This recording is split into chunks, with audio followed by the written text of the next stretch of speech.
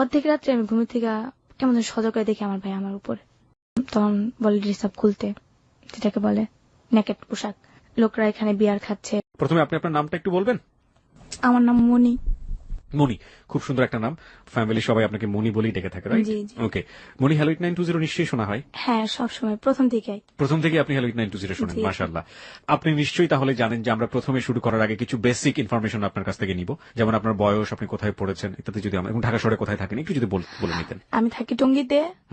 আমার বয়স হচ্ছে 17 বছর চলতেছে। 17 বছর চলছে। হ্যাঁ, ওকে, আমি পড়াশোনা করছি টঙ্গীতেই।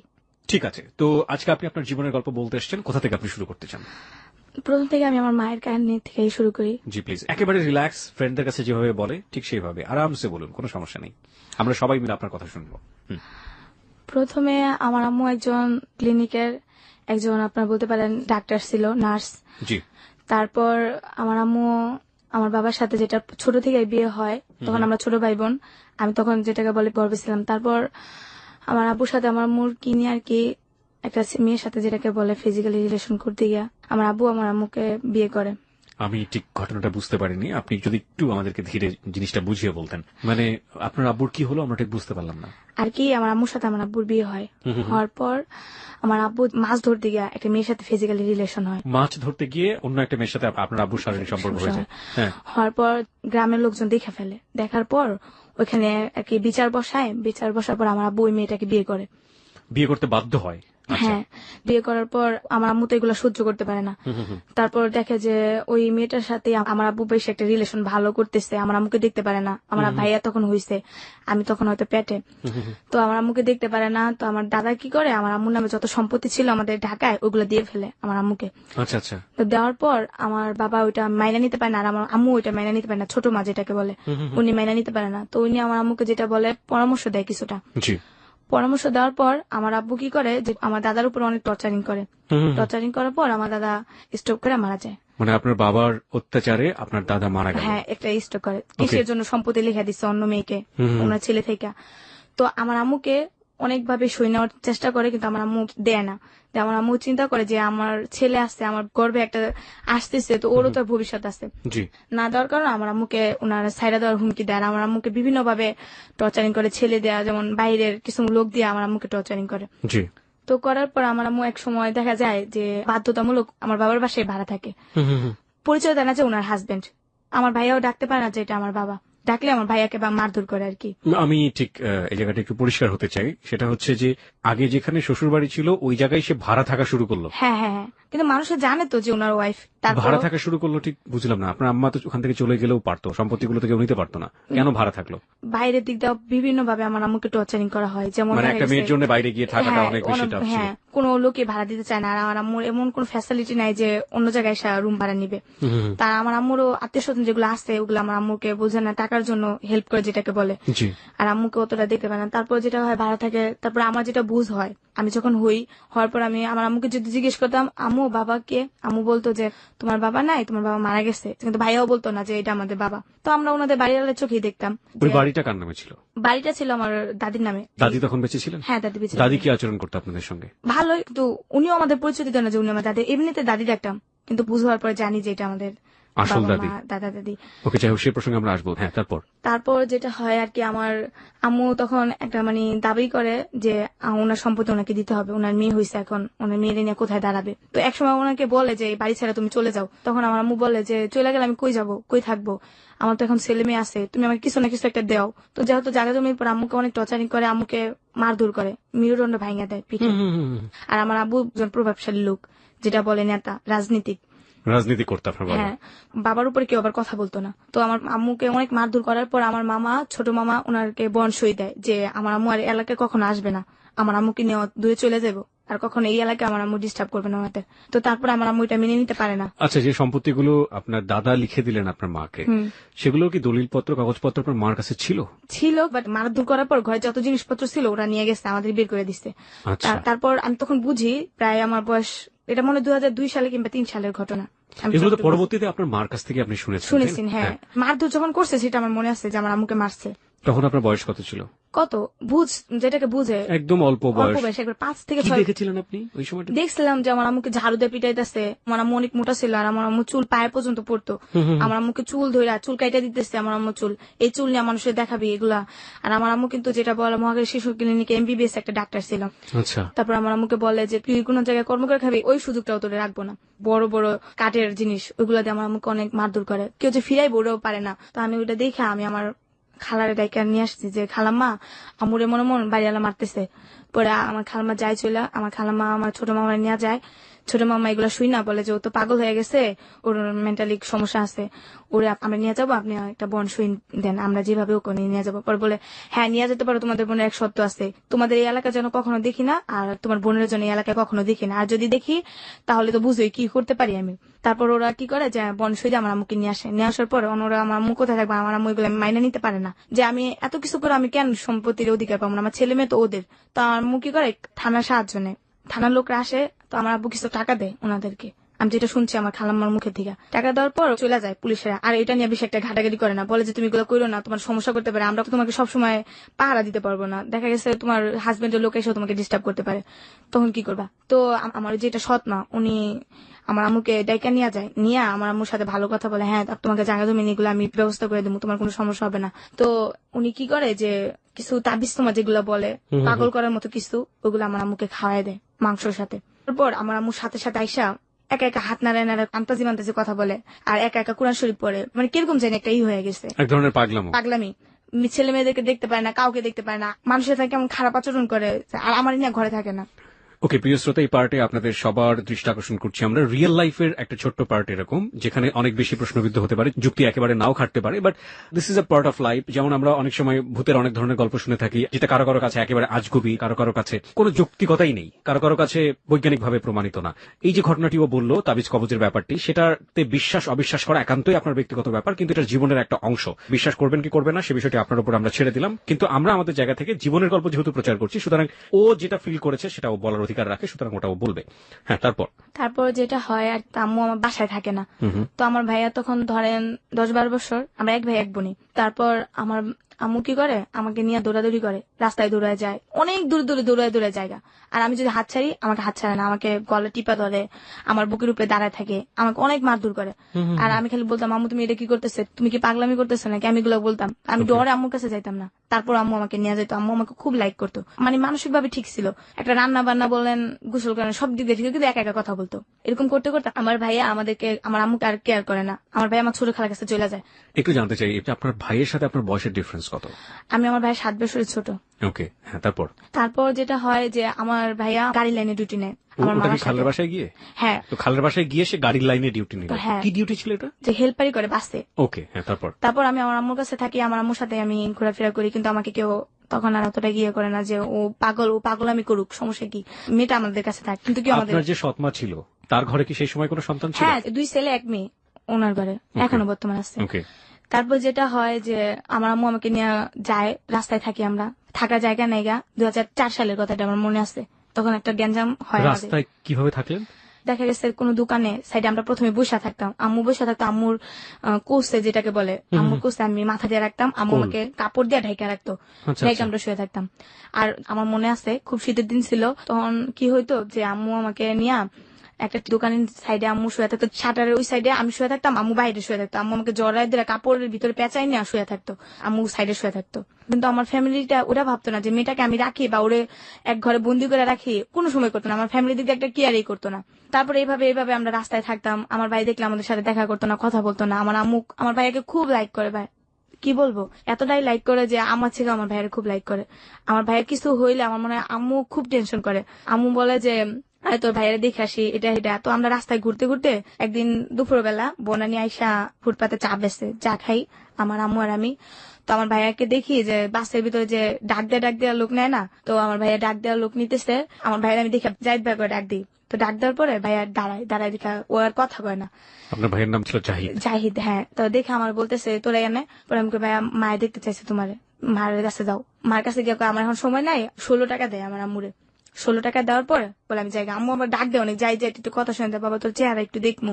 কিন্তু ভাইয়া আম্মুর সাথে কথা বলে না, ভাইয়া চলে যায়। পরের দিন আমি আর আম্মু টঙ্গিতে আমাদের খালার বাসায় যাই। যার পরে আমি ভাইয়ের জন্য দাঁড়ায় থাকতাম আমরা, পরে ভাই কখন আসবে, আসলে কিছু টাকা দিবে, আমরা ওই টাকা দিয়ে খাওয়া দাওয়া করবো। তো ভাইয়া আসলো, আসার পরে তো আমি আমার ভাই বলতেছে, ভাই আপনার সাথে ভাই দেখা করতে চাই, মার সাথে একটু কথা কইবেন। পরে ডাক দে, পরে ভাই আসতে, বাপ কেমন আছো, একটু জড়াই ধরলে না, এই তুমি আমার জড়াই ধরবে না, কেন জড়াই ধরতেছো, এই তোমার শরীরে কি অবস্থা, নোংরামি অভ্যাস, কেমন জড়াই দরকার, তুমি আমার রাস্তায় দিতে ডাক দিবা না, তোমার মতো ফকিনের লোকের রাস্তায় কথা বলে মানুষ আমার মান সম্মান চলে যায় না। আমার ভাই আমার মারে এগুলো কইতো। তো মায়ের কষ্ট নিত না মনে, আমি কষ্ট নিতাম। আমি মনে করতাম যে ভাই এরকম বড় লোক দেখে আম্মুর এরকম করে, আর আমার সাথে ভাই কথা কইতো না। রাস্তাঘাটে দেখলে একটা সামনে বোন বলে আদর করতো, ওরকম করতো না। আমার খালতো বোনের মেয়ে 2টা ছিল, ওদের তো অনেক লাইক করতো আমার ভাইয়া, ওদের পড়ালেখা সবকিছু চালাইতো আমার ভাইয়া, বই টই যা বলেন, খাতা বলেন, সবকিছু চালাইতো, কিন্তু আমাকে কোনোদিন 2টা টাকা দিত না। আর আমি চাইতাম না, আমি খুব ভয় পেতাম ভাইয়ারে। তারপর যেটা হয়, আমার খালার বকাবকি করে, তুই আমার ছেলেটা নষ্ট বানাইছিস, আমার ছেলেটা আমার দেখতে পায় না, আমার ছেলে কি করছিস তোরা, আমার ছেলে আমাকে দেখতে পায় নাকি, এরা বলছে দেখে না। আমার খালা তর্কাতর্কি করে, আমার আম্মু তর্কাতর্কি করে। তারপর আমার ভাই আমার আম্মুকে কোমরে বেল দিয়ে মারতে যায়, তো আমি আমার ভাইয়ের দড়ি দেখে, ভাই মারে না মেরে আমাকেই মারে, অনেকগুলো থাপ্পড় মারে, অনেকগুলো ঘুষি মারে। আর কখনো এদিকে যদি দেখি তাহলে ঠ্যাং ভেঙে দিমু, তোর মারি না কখনো আবি না, এই মুখ তোরা কখনো দেখাবি না। মা বলে ডাকতো না ওনাকে? আর না, কখনই আমার মারে মা বলে ডাকতো না। আমার মা ভিক্ষা করতো দেখে অবহেলা করতো। ও মানে ওই সময়টা তো উনি ভিক্ষা করতেন? হ্যাঁ, আমরা তো খাইতে পারতাম না, তো আমার আম্মু আর আমি চাই খাইতাম, আমি চাইতাম, আম্মু তারা থাকতো। আপনার তখন বয়সটা কত, আপনার যদি মনে থাকে, মানে যে সময়টা আপনি লোকজনের কাছে চাইতেন, আপনার মা কি করতেন? বয়স কত সঠিক আমি বলতে পারি না, তখন 2005 সালের ঘটনা এটা। 2005 সালের ঘটনা, তার মানে খুব বেশি দূরে তো না। হ্যাঁ, আপনার যদি এখন 18 বছর হয়ে থাকে, তাহলে 2005 সালে তো বুঝতে পারছেন প্রিয় শ্রোতা, ও মোটামুটি বড়ই ছিল সেই সময়টাতে, হ্যাঁ। বছর দশকের মতো বয়স। ওকে, হ্যাঁ, তারপর ভিক্ষা করতে গেলে সময় বাসা বাড়িতে যদি চাইতে যেতাম, তাহলে ওনারা বলতো কাজ করে খাইতে পারো না, ভিক্ষা করো কেন, তোমার আম্মুর দেখতে সুস্থ সবলে মনে, কিন্তু আম্মু হাঁটতে পারতো না, অনেক কষ্ট করে হাঁটতো। এমবিবিএস ডক্টর, সে ভিক্ষা করছে? বিশ্বাস যদি অনেক জায়গায় আম্মু আমাকে নিয়ে গেছে হেল্প করার জন্য, ওনার অনেক পরিচিত লোক ছিল। দেখা গেছে যে আপনার মতিঝিল টেন্টি কলোনি আছে না, ফকিরাপুল, ওইখানে একটা আমার মামা ছিল। তো আমার মামা একটা সরকারি জব করে, উনি ওই কোয়ার্টার পাইছে। আমার আম্মু কিন্তু তখনও ব্রেন ভালো, আম্মু আমাকে নিয়ে যায়, নিয়ে যাওয়ার পর তো ওইখানে কলোনিতে আমাদের ঢুকার পর আমার মামি যেটা, উনি আমাদের এই অবস্থা দেখা উনি আমাদেরকে ঘরে নেয় না, উনি বলে তুমি নিচে বসো, এই সিঁড়িতে থাকবা, আমি খাওয়া দাওয়া যা যা লাগে ব্যবস্থা করবো, কিন্তু তখন আমাদের হেল্প করে না। আপনার মার একটা মানসিক বিকলাঙ্গ অবস্থা তৈরি হয়েছিল সেই সময়টাতে, আসলে উনি এমবিবিএস থাকলেও ওনার কিছু করার নেই, কারণ উনি তো মানসিকভাবে অপ্রকৃতস্থ। প্রিয় শ্রোতা, আপনাদের সবার দৃষ্টি আকর্ষণ করছি, আজকে মণি আছে আমাদের সঙ্গে। মণি তার জীবনের গল্প নিয়ে এসছে এখানে, এবং মণির জীবনের গল্প কোথায় গিয়ে দাঁড়াবে আমরা কেউ জানি না। আমরা শুধু বলতে চাই, প্রত্যেকটি জীবনের গল্পই আমাদের কাছে অসম্ভব রকমের মূল্যবান, এক একটি রত্ন হচ্ছে এক একটি জীবনের গল্প। হ্যাঁ মণি, তারপর একদিন হয় আমরা আমাদের ওইখানে এক জায়গায় যাই চাইতে, আমি আবার একটু খেলার অভ্যাস ছিল বেশি, তো যাওয়ার শেষে একটু খাওয়া দাওয়া হয়েছে, একটা বাসা আমাদের খাইতে দেয়, ওই দিনকে আবার ওনার বিয়ে বাড়ির অনুষ্ঠান ছিল। খাওয়ার পরে ক্লান্ত হয়ে যায় আমার আম্মু, তো আমার আম্মু এক গাছের নিচে বসে থাকে, আমি একটা মেয়ের সাথে খেলতেছিলাম, মেয়েটা বলে তোমরা কি করো, আমরা বলি আমরা চা খাই, তোমাদের এখানে বাড়ি আছে, আমি হ্যাঁ আমাদের এখানে বাড়ি আছে, আমার আম্মু ফুলের ব্যবসা করে, আমার আম্মু ফুলও বেচে খায়ও, আমি আবার একটু মিথ্যে কথা বলি। তো ওরা অনেক বড় লোক দেখতাম, তো এর জন্য এসব কথা বলতাম। ও বলে আমি ফুল কিনে দিব আমারে কয়টা, আমি তোমার টাকা দিব, আমি ফুল তো নাই, তুমি আমাদের বাসায় যাবা, গেলে আমি তোমার ফুল এনে দিব, সমস্যা নেই, এটা বলি। মেয়েটা আবার ওর আম্মুর কাছে গিয়ে বলে আম্মু আমি ওদের কাছে যাই, ওনারা ফুল দিব। তো ওর আম্মু আবার ওটা নেগেটিভ ভাবে নেওয়ার পর ওর আম্মু বলে কে যে ও ফুল নিতে যাবো না, এগুলো বাচ্চা চুরি করার কথা বলতেছে, নিশ্চয় ওরা বাচ্চা চোর, এটা বললা আমার আম্মুকে ধরে নিয়ে যায়। আমার আম্মুকে ধইরা আমার আম্মুকে অনেক টর্চারিং করে ভাইয়া, এতটাই টর্চারিং করে, আমার আম্মুর গায়ে হাত তুলে 2টা লাঠি দেওয়া, ওরা পিটায়, আমার আম্মু এমনি তো অসুস্থ আরো পিটায় আমার আম্মুরে, আর আমাকে বলে স্বীকার কর তোরা বাচ্চা চুরি করস, স্বীকার কর। যতই বলতেছি যে না আমার আম্মু বাচ্চা চুরি করে না, কিন্তু কেউ বিশ্বাস করে না, পরে স্বীকার কর তাহলে তোর আম্মুরে মারবো না। তারপর আমি বাধ্যতামূলক স্বীকার করি, হ্যাঁ আমার আম্মু বাচ্চা চুরি করে, আমি এরকম মেয়ে নিয়ে যায়, আমার আম্মু চুরি করে, এগুলো আমি বলি। দেখতেছি যে আমার আম্মুরে মারতেছে, তা আমার আর করার কিছু উপায় না, আম্মু আমার বলতেছে মিথ্যা কথা বলতেছে, সত্য কথা বলো, ওনারা আমার কি মারধর করবো। তারপরে ওরা আমার আম্মুকে মারধর করে, বলে যে ও বাচ্চা মানুষ বলছে এটাই সত্য। তারপর উত্তরা থানাতে কয়েকজন পুলিশ আসে, আসার পর আমার আম্মুকে আর আমাকে ধরে নিয়ে আসে। একদিন থানায় থাকি, সকালবেলা যাই, বিকেলবেলা আমাদেরকে মিরপুর যেটা বলে ফকিরখানা, ওইখানে ট্রান্সফার করা হয়। তখনও কিন্তু আমার আম্মু আমাকে গায়ে তুলে না, আম্মুকে বলে তুমি কেন বললা যে আমরা বাচ্চা চুরি, মা তোমার তো মারতেছে, আমি তো সহ্য করতে পারতেছি না। তো আম্মু আর আমাকে কিছু বলেন, তো ওইখানে আবার পড়ালেখার সুযোগ আছে ভাইয়া। তো প্রথমে আমাকে একটা পড়ার যেখানে এখানে ভর্তি করে দেয় একটা রেশমা আপা, ওনার কথা না বললেই হয় না, উনি আমাকে পড়াশোনার দিক দিয়ে অনেকটা হেল্প করে ওই সময় ফকিরখানাতে। হ্যাঁ, তো এখানে আমাকে পড়াশোনার মধ্যে প্রথমে আমাকে আট করালো কিছু, তো আট করার পরে প্রথমে ওইখানে আমি ফার্স্ট হয়ে যাই। ওখানে থাকি প্রায় 2 মাসের মতো। আচ্ছা ফার্স্ট হওয়ার পরে ওনারা আমাকে চিন্তা করলো যে আমাদের পুবাইলে একটা ফকিরখানা আছে, ওইখানে ট্রান্সফার করে দিবে আমার মা মেয়ে দুজনে। তো এখানে আমাদের ট্রান্সফার করে দেওয়ার পর ওইখানেও একটা স্কুল আছে মেয়েদের জন্য। ওইখানে স্কুলে আমি ভর্তি হই। হওয়ার পর প্রথমে 1 আমার প্রথমে পরীক্ষা দেওয়ার পরে আমার রোল করে এক ভালো পড়াশোনা করতেছে। ওইটা আবার একটা যেটাকে বলে হেড অফিসার, উনি আবার ছিল হিন্দু। তো জি। উনার মেয়েটাই নাকি দেখতে বলে আমার মতো ছিল, তো মেয়েটা নাকি বলে মারা গেছে। তো আমাকে খুব লাইক করতো আচ্ছা। সবার থেকে। মানে ওইখানে না হলো 9-10 হাজার লোক ছিল। ভিক্ষুক? হ্যাঁ, মানে ওখানকার একটা আমল ছিল যেটা ভিক্ষুক ধরে ধরে নিয়ে নেওয়া মানুষের ভালো করার জন্য ইয়ে করতো। যে বাইরে থেকে খেলোয়াড় নাকি আসবে, তখন ভিক্ষুক ধরে নিয়ে যেত, ওকে। ওরকম করতো। তো ধরে না আমি আবার পড়াশোনা ভালো করতাম। তো ওইখানে যেটা হয়, একদিন বৃহস্পতিবার দিন একটা মিটিং হয়। হওয়ার পর প্রশ্ন করে মেয়েদের যে মেয়েদের সবচেয়ে পর্দাশীল কি কি জন্য মেয়েরা পর্দাশীল করে, যে উত্তরটা দিতে পারবা তার জন্য সারপ্রাইজ আছে। তখন প্রথমে বললাম যে মেয়েদের সবচেয়ে পর্দাশীল হচ্ছে মেয়েদের মাথায় কাপড় দেওয়া আর একটা ছেলের সামনে যাওয়া না, যে একটা নিজের একটা যেটা ওয়েট, মাথায় কাপড় দেওয়া, চলাফেরা সবসময় ভদ্রভাবে নম্রভাবে থাকা। তো এই কথাটা বলার পরে স্যার এটা গুরুত্ব সহকারে নেই। তখন আমাকে একটা পুরস্কার দেয়, যেটা সাবান। অতি ফার্স্ট আমার পুরস্কার সাবান, একটা সাবান পাই বিদেশি। তো সবাই আমাকে মানে ওই হুমডার ভিতরে নাম হয়ে যায়, মনি পুরস্কার পাইছে, খুব খুশি লাগছিল। ওকে। তারপর ওইখানে আবার 16 ডিসেম্বর দিন খেলা হইতো, সবগুলা খেলায় নাম দিই। তো আমি বিস্কুট খেলাতে প্রথম হই, ছবি আর্ট করাতেও প্রথম হই, আচ্ছা আবৃত্তি পাঠ করাতে আমি সেকেন্ড হই, তারপর আপনার গান করাতে সেকেন্ড হই। আচ্ছা। 4টা পুরস্কার একসাথে আনি, আমার পুরা ইয়েটাই একবারে নাম হয়ে যায়, মনি পুরস্কার পেয়েছে। তার মানে আপনার বোঝা যাচ্ছে যে আপনার শৈশবটা প্রচন্ড রকম ভাবে ভালো কাটার একটা জায়গাতে আপনি চলে গেলেন। হ্যাঁ, কিন্তু ওইখানে ভালোই, তো ওনারা আমাকে দিতে চাচ্ছিল না, তখন আমি 3তে উঠে যাই।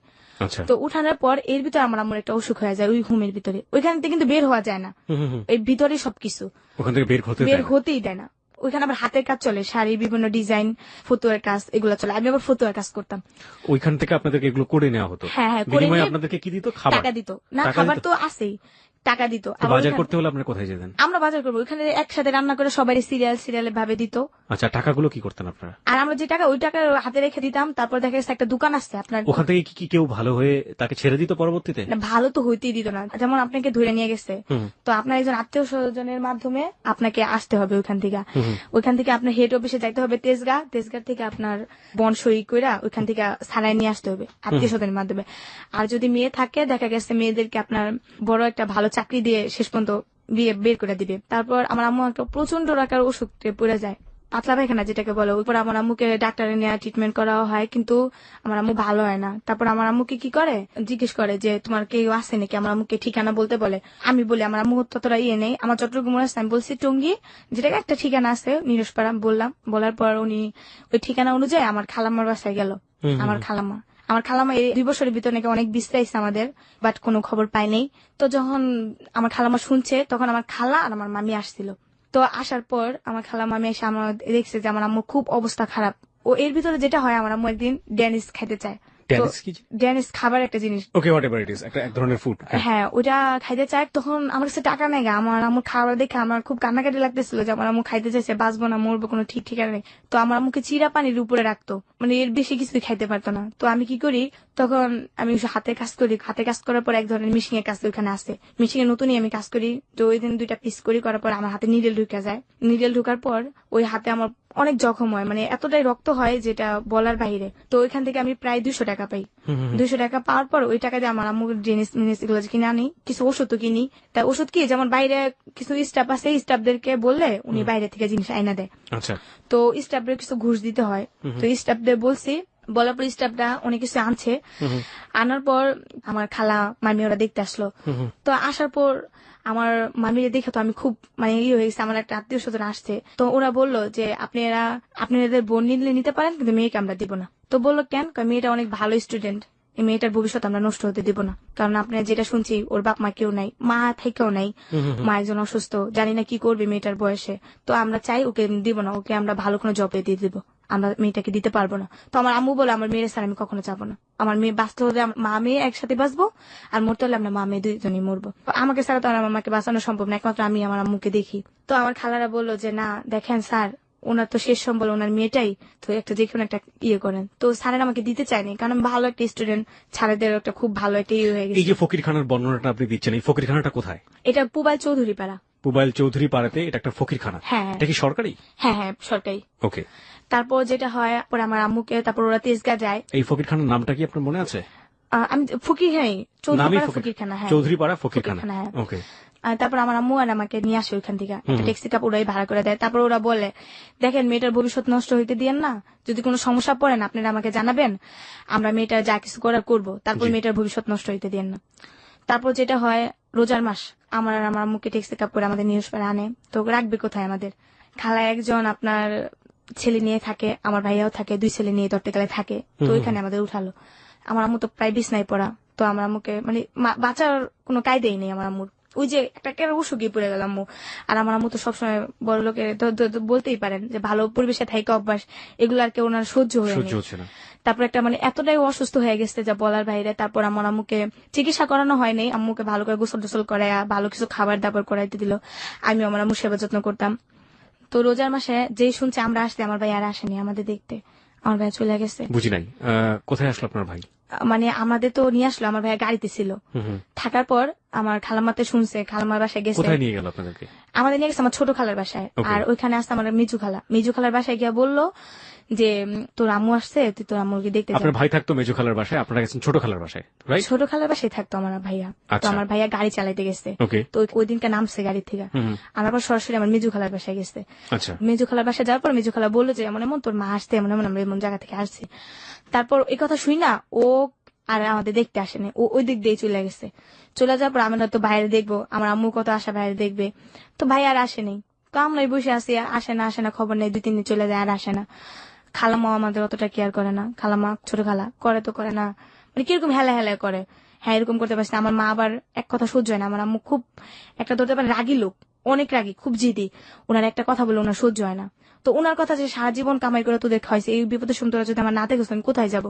তারপর আমার আম্মুকে অতটা ইয়ে করে না। তো আমার আম্মু কি করে, ঝগড়া করে ওদের সাথে, সুস্থ হয়ে যায়। সুস্থ হওয়ার পর বের হয়ে আসে। তারপর আবার আমরা এই যে রাস্তায় থাকা শুরু হয়ে যায়। রাস্তায় থাকি, আম্মুর সাথে ভিক্ষা করি, এখানে ওখানে থাকি। আপনাদেরকে কি তাহলে ওই ফকিরখানা থেকে বেরিয়ে করে দিল? হ্যাঁ। আপনাদেরকে এক পর্যায়ে ফকিরখানা থেকে বের করতে চাচ্ছিল না, আবার আম্মার অসুখের কারণে আপনাকে শেষ পর্যন্ত আপনাদেরকে খালার বাসায় দিয়ে আসলো। আচ্ছা, তারপরে আপনার যেটা হলো যে ওইখানে আপনার আম্মু ঝগড়া করলো, ঝগড়া করার পরে হলো না, ওখানেও এক ধরনের টানাপোড়েনের লাইফ, এবং শেষ পর্যন্ত আবার সেই ভিক্ষার জীবনে ফিরে গেলেন। হ্যাঁ। তারপর যখন ভিক্ষা করতাম, যেটা হয়, আম্মু ভিক্ষা করতাম, আমার খুব শরম লাগতো। টুঙ্গি বাজার, আমরা নিচে থাকি। তবে যেসব লোকরা দেখছে ওদের সাথে ইচ্ছে করলে আপনি ফোনে যোগাযোগ করতে পারেন, সমস্যা নেই। তারপর আম্মু থাকতো, আম্মুর সাথে চাইতাম। তো আবার রাত হলে, দিন হলে আম্মু চাইতো, আম্মুর সাথে চাইতাম। আম্মু ঘুমাইতো দিনে। কিভাবে চাইতেন আপনারা? কিভাবে চাইতাম যে কিছু সাহায্য করবেন। আম্মু আবার আমাকে শিখাই দিতে এইভাবে, আমাদের কিছু সাহায্য করবেন। তো উনি বলতো কি সাহায্য করবো? হ্যাঁ, আমরা অভাবে পড়ে আসছি, এরকম এরকম। এক ধরনের মিথ্যা কথা তো অনেক সময় ভিক্ষা করতে গিয়ে বলতে হয়। আমার আম্মু বাট মিথ্যা কথা বলতো না, অনেকে আছে না যে জিজ্ঞেস করতো। তো এক পদে আমাদের টঙ্গীর মেয়র আজমতুল্লাহ, উনি একদিনকে আমাদেরকে ভিক্ষা দেখে আমার আম্মুকে চিনে ফেলে। আম্মুকে দেখা সিকিউরিটি দিয়ে ঢাকায় নিয়ে যায়। আম্মুকে দেখা বলে তুমি এই জায়গায় কেমনে আসলা, এভাবে কেন, এরকম কেন তুমি? তো উনি দেখে আম্মু এগুলা বলে। আম্মু আবার এক পর্যায়ে তুই করে বলে, দেখতেছ না তোদের কারণে আমাদের এখানে, মানে আম্মু এক পর্যায়ে ওদের কেমন জানি, আমি চিন্তা করতেছি একটা মেয়র যেটাকে বলে চেয়ারম্যান, উনি আম্মুর সাথে এইভাবে কথা বলতেছে, আম্মু এইভাবে কথা বলতেছে, একটা অবাকের বিষয় না? তারপর দেখলাম একসময় আম্মুকে বলার পর আম্মুকে বলে হ্যাঁ তোদেরকে আমি হেল্প করবো, কিছু টাকা দেবো। তখন আমাদের কি করে 500 টাকা দেয়। তারপর বলো অমুক দিন আসবি, তোদেরকে আমি একটা রুম নিয়ে দেবো, তোদেরকে হেল্প করবো। তারপর যেটা হয়, একদিন বৃষ্টির সময়, খুব বৃষ্টি, মানে এতটাই বৃষ্টি, আমি আর আম্মু বসে থাকি। বৃষ্টির সময় থাকতেন কই আপনারা যখন ভিক্ষাটা করতেন? সারাদিন আমরা জায়গায় জায়গায় গিয়ে ভিক্ষা করতাম। উত্তরা, নিউজপাড়া, টঙ্গী, এগুলাতে ভিক্ষা করতাম। বেশিরভাগই উত্তরা যেতাম, কারণ উত্তরা আমি না টঙ্গীতে করতাম না, কারণ আমার কিছু বান্ধবী ছিল যেটা নিউজপাড়া। আমার আম্মুর সাথে চাইতে সময় আমার খালামার বাসায় যখন যাইতাম না, তখন আমার বান্ধবীগুলো আমি দেখতাম না, ওরা যখন মার্কেট করতে আসতো না, রাতে আমার দেখতাম আমি ভিক্ষা করতেছি না, দেখলে না ওরা আমাকে পরে শরম দিত, তুই ভিক্ষা করস, তোদের সাথে আমি কথা বলবো না, তোদের সাথে দেখতে আমার মানে আমাকে শরম দিত এক পর্যায়ে। আমি খুব শরম পাইতাম, এই জন্য আম্মুরে নিয়ে আমি দূরে যেতাম, দূরে ভিক্ষা করতাম আমরা, কিন্তু কাছে করতাম না। তারপর রাত্রে শুয়ে থাকতাম আম্মুরে নিয়ে। তো এক সময় দেখা যায় টঙ্গী বাজার, বাজারের মধ্যে, হ্যাঁ বাজারের মধ্যে শুয়ে থাকতাম। সমস্যা হতো না কোনো? আসলে একটা যুবতীও না, একটা ছোট মেয়ে বলতে পারেন, তখন আমি সাবালিকা হইনি যেটাকে বলে। দেখা গেছে একসময় শুয়ে থাকতাম, একদিন যেটা হয়েছে, তখন আমের সিজন, তখন আমরা চাইতে প্রায় অনেক আম পাইছি, আমাদেরকে অনেক আম দিছে। তো আম্মুরে বলতেছি এই আমগুলো পুচা যাবো গা, কি করবো? তো অফিসে গার্মেন্টস লোক আসছে না, তো আম্মুর আমি বলতেছি আম্মু এই আমগুলো আমরা এক কাজ করতে পারি যে আমি বিক্রি করি, কিছু টাকা হইলেও কিন্তু আমরা খাইতে পারবো দুপুরে। কয় কি করবা? আমি তুমি তো রাত্রে ঘুমাও না, তুমি এখানে শুয়ে থাকো, আমি তোমার এখানে বসে বসে আম বিক্রি করি।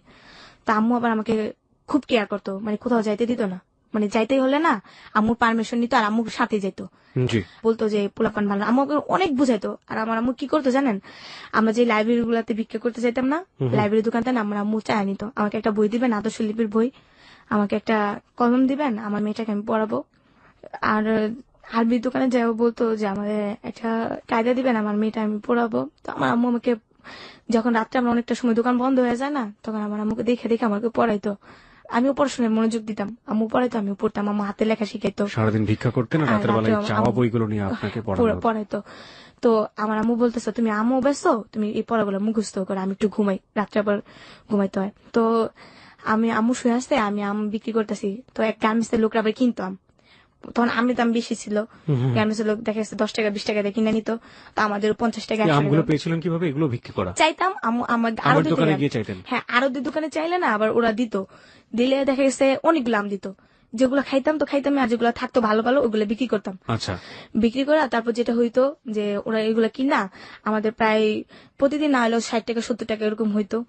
তো হইলে আম্মু আর আমি ওইগুলা দিয়ে দিনে হয়ে যেত। তো ওই দিনকা পড়াশোনা মানে অনেকটা পড়লাম, পড়ার পর আম্মুকে আম্মু ঘুমে ধরছে, আমি ঘুমাম। তো আম্মু আবার সজাগ হয়ে গেল, আম্মু শুয়ে রয়েছে। তো ওই দিনটা যেমন আম্মু ভিতরের দিকে শুই নেই, আমি শুয়েছি বাইরের দিকে, আম্মু শুয়েছে ভিতরের দিকে, ঠিক আছে? তো ওই দিনকে একটা লোক, ওটা উনি কলা বিক্রি করে, তো ওই দিনকা আমি শুয়ে আছি, যেমন বুঝতেই পারি একটা শোয়া কিরকম, আমি সোজা হয়ে শুয়ে আছি। তো উনি আমাকে কি করে যাওয়ার সময় টাচ করে, সেটা বলে অনেক মানে প্রচন্ড আকারে টাচ করে। একবার করে আমি সেটা বুঝতে পারিনি, 2-3 বার করে আমি ফালতা ঘুমিতে উঠি। তো আম্মুকে বলি, আম্মু লোকটা দেখে লোকটা চলে যায়। তো চলে যাওয়ার পর আম্মুকে বলি যে আম্মু এমন এমন সে আমাকে টাচ করছে। তো আম্মু আর জিনিসটা ইয়ে করে নাকি, আম্মু বলতেছে যে থাক এবার তো তুমি ভিতরে যাবে। আম্মু আর সারা রাত ঘুমায়নি ওই দিনকার পর থেকে আর কি, আম্মু জায়গায় থাকে, আমি ঘুমাই আম্মু জায়গায় থাকে, আম্মু দিনে ঘুমায় আর রাত্রে আমি ঘুমাই আম্মু জায়গায় থাকে, ওই যে আমাকে ইয়ে করতে হয়। তো এরকম প্রায় অনেকদিন যায়। আর আমার আম্মু একটা কি জানেন, দেখা গেছে আমরা শুয়ে থাকলে মানে যে একটা চকিতে মানুষের যে জিনিস বিক্রি করে না, ওই জায়গায় শুয়ে থাকলে আম্মু ওইখানে কেউ বসতে দিত না, অনেক ছেলেরা আসলে বসা আমাদের দেখা গেছে গায়ে টাচ করে, এগুলো আম্মু বসতে দিত না, ওই জায়গায় আম্মু বসে থাকতো, অন্য কেউ বসতে দিত না, আমি আর আমার আম্মু শুয়ে থাকতাম। আমি রাত্রে ঘুমাইতাম, আম্মু উঠা যেত। আবার আম্মু কি করতো, যখন আমি ঘুমা যেতাম না ভোরবেলা আমি উঠা যেতাম, আম্মু আবার শুইতো, শোয়ার পর আবার এরকম করতাম। তো এরকম করতে করতে একদিন যায়, তো একদিন কি হয় আমি নদীতে গোসল করতে যাই। তো আমরা রাত্রে কি করি, যেটা হয় আমরা তো এক কাপড় 2-3 দিন পুরা থাকতে হয়, কাপড় চোপড় পাল্টানোর মতো কোনো কাপড় চোপড় নাই আমাদের। ও এর ভিতরে একটা ঈদ আইসা পড়ে, তো আমার ঈদের ভিতরে কেউ কাপড় চোপড় দেয় না, অনেক ইয়া। তো আম্মু বলে যে আমার তো আর এরকম সামর্থ্য নাই তোমার কাপড় দেবো, চলো আমরা কাপড়ের দোকান থেকে কিছু চাই, আর তোমার তো ঈদটা করাইতে হইব, দেখি তোমার কোনো কাপড় চোপড় ব্যবস্থা করতে পারিনি।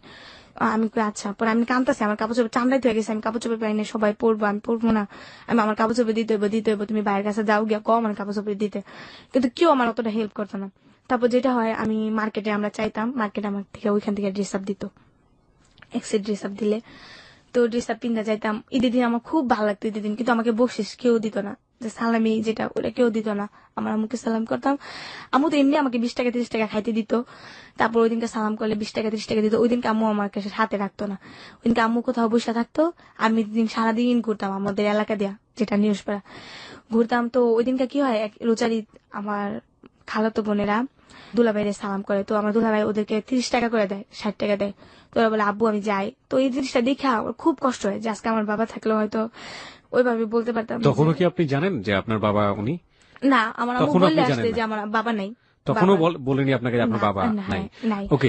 আর আরেকটা জিনিস যেটা, সেটা হচ্ছে যে আপনার এলাকাতে তো সবাই মোটামুটি আপনার আত্মীয় স্বজন জানতো যে আপনারা ভিক্ষা করে হ্যাঁ, খান? সবাই জানে, এলাকা সবাই জানে যে আমরা সব ভিক্ষা এভরিবডি করি। জানে? হ্যাঁ, সবাই Okay. জানে। তারপর যেটা হয় যে আমি এই ভিক্ষা করা ভাগ্নিগুলো আমাকে নিয়ে যায় না ঘুরতে, যে ওরা ভিক্ষা করে, ওরা দেখলে পরে আমাদের মান সম্মান নষ্ট হবে। সবাই দূর দূর করে তাড়িয়ে হ্যাঁ, দিত? ও আমার এটাও কি 2005 সালেরই ঘটনা? হ্যাঁ 2005 দিক দিয়ে। 2005-এ রয়েছে আমরা এখন হ্যাঁ, পর্যন্ত। হ্যাঁ। ওকে, হ্যাঁ, তারপর?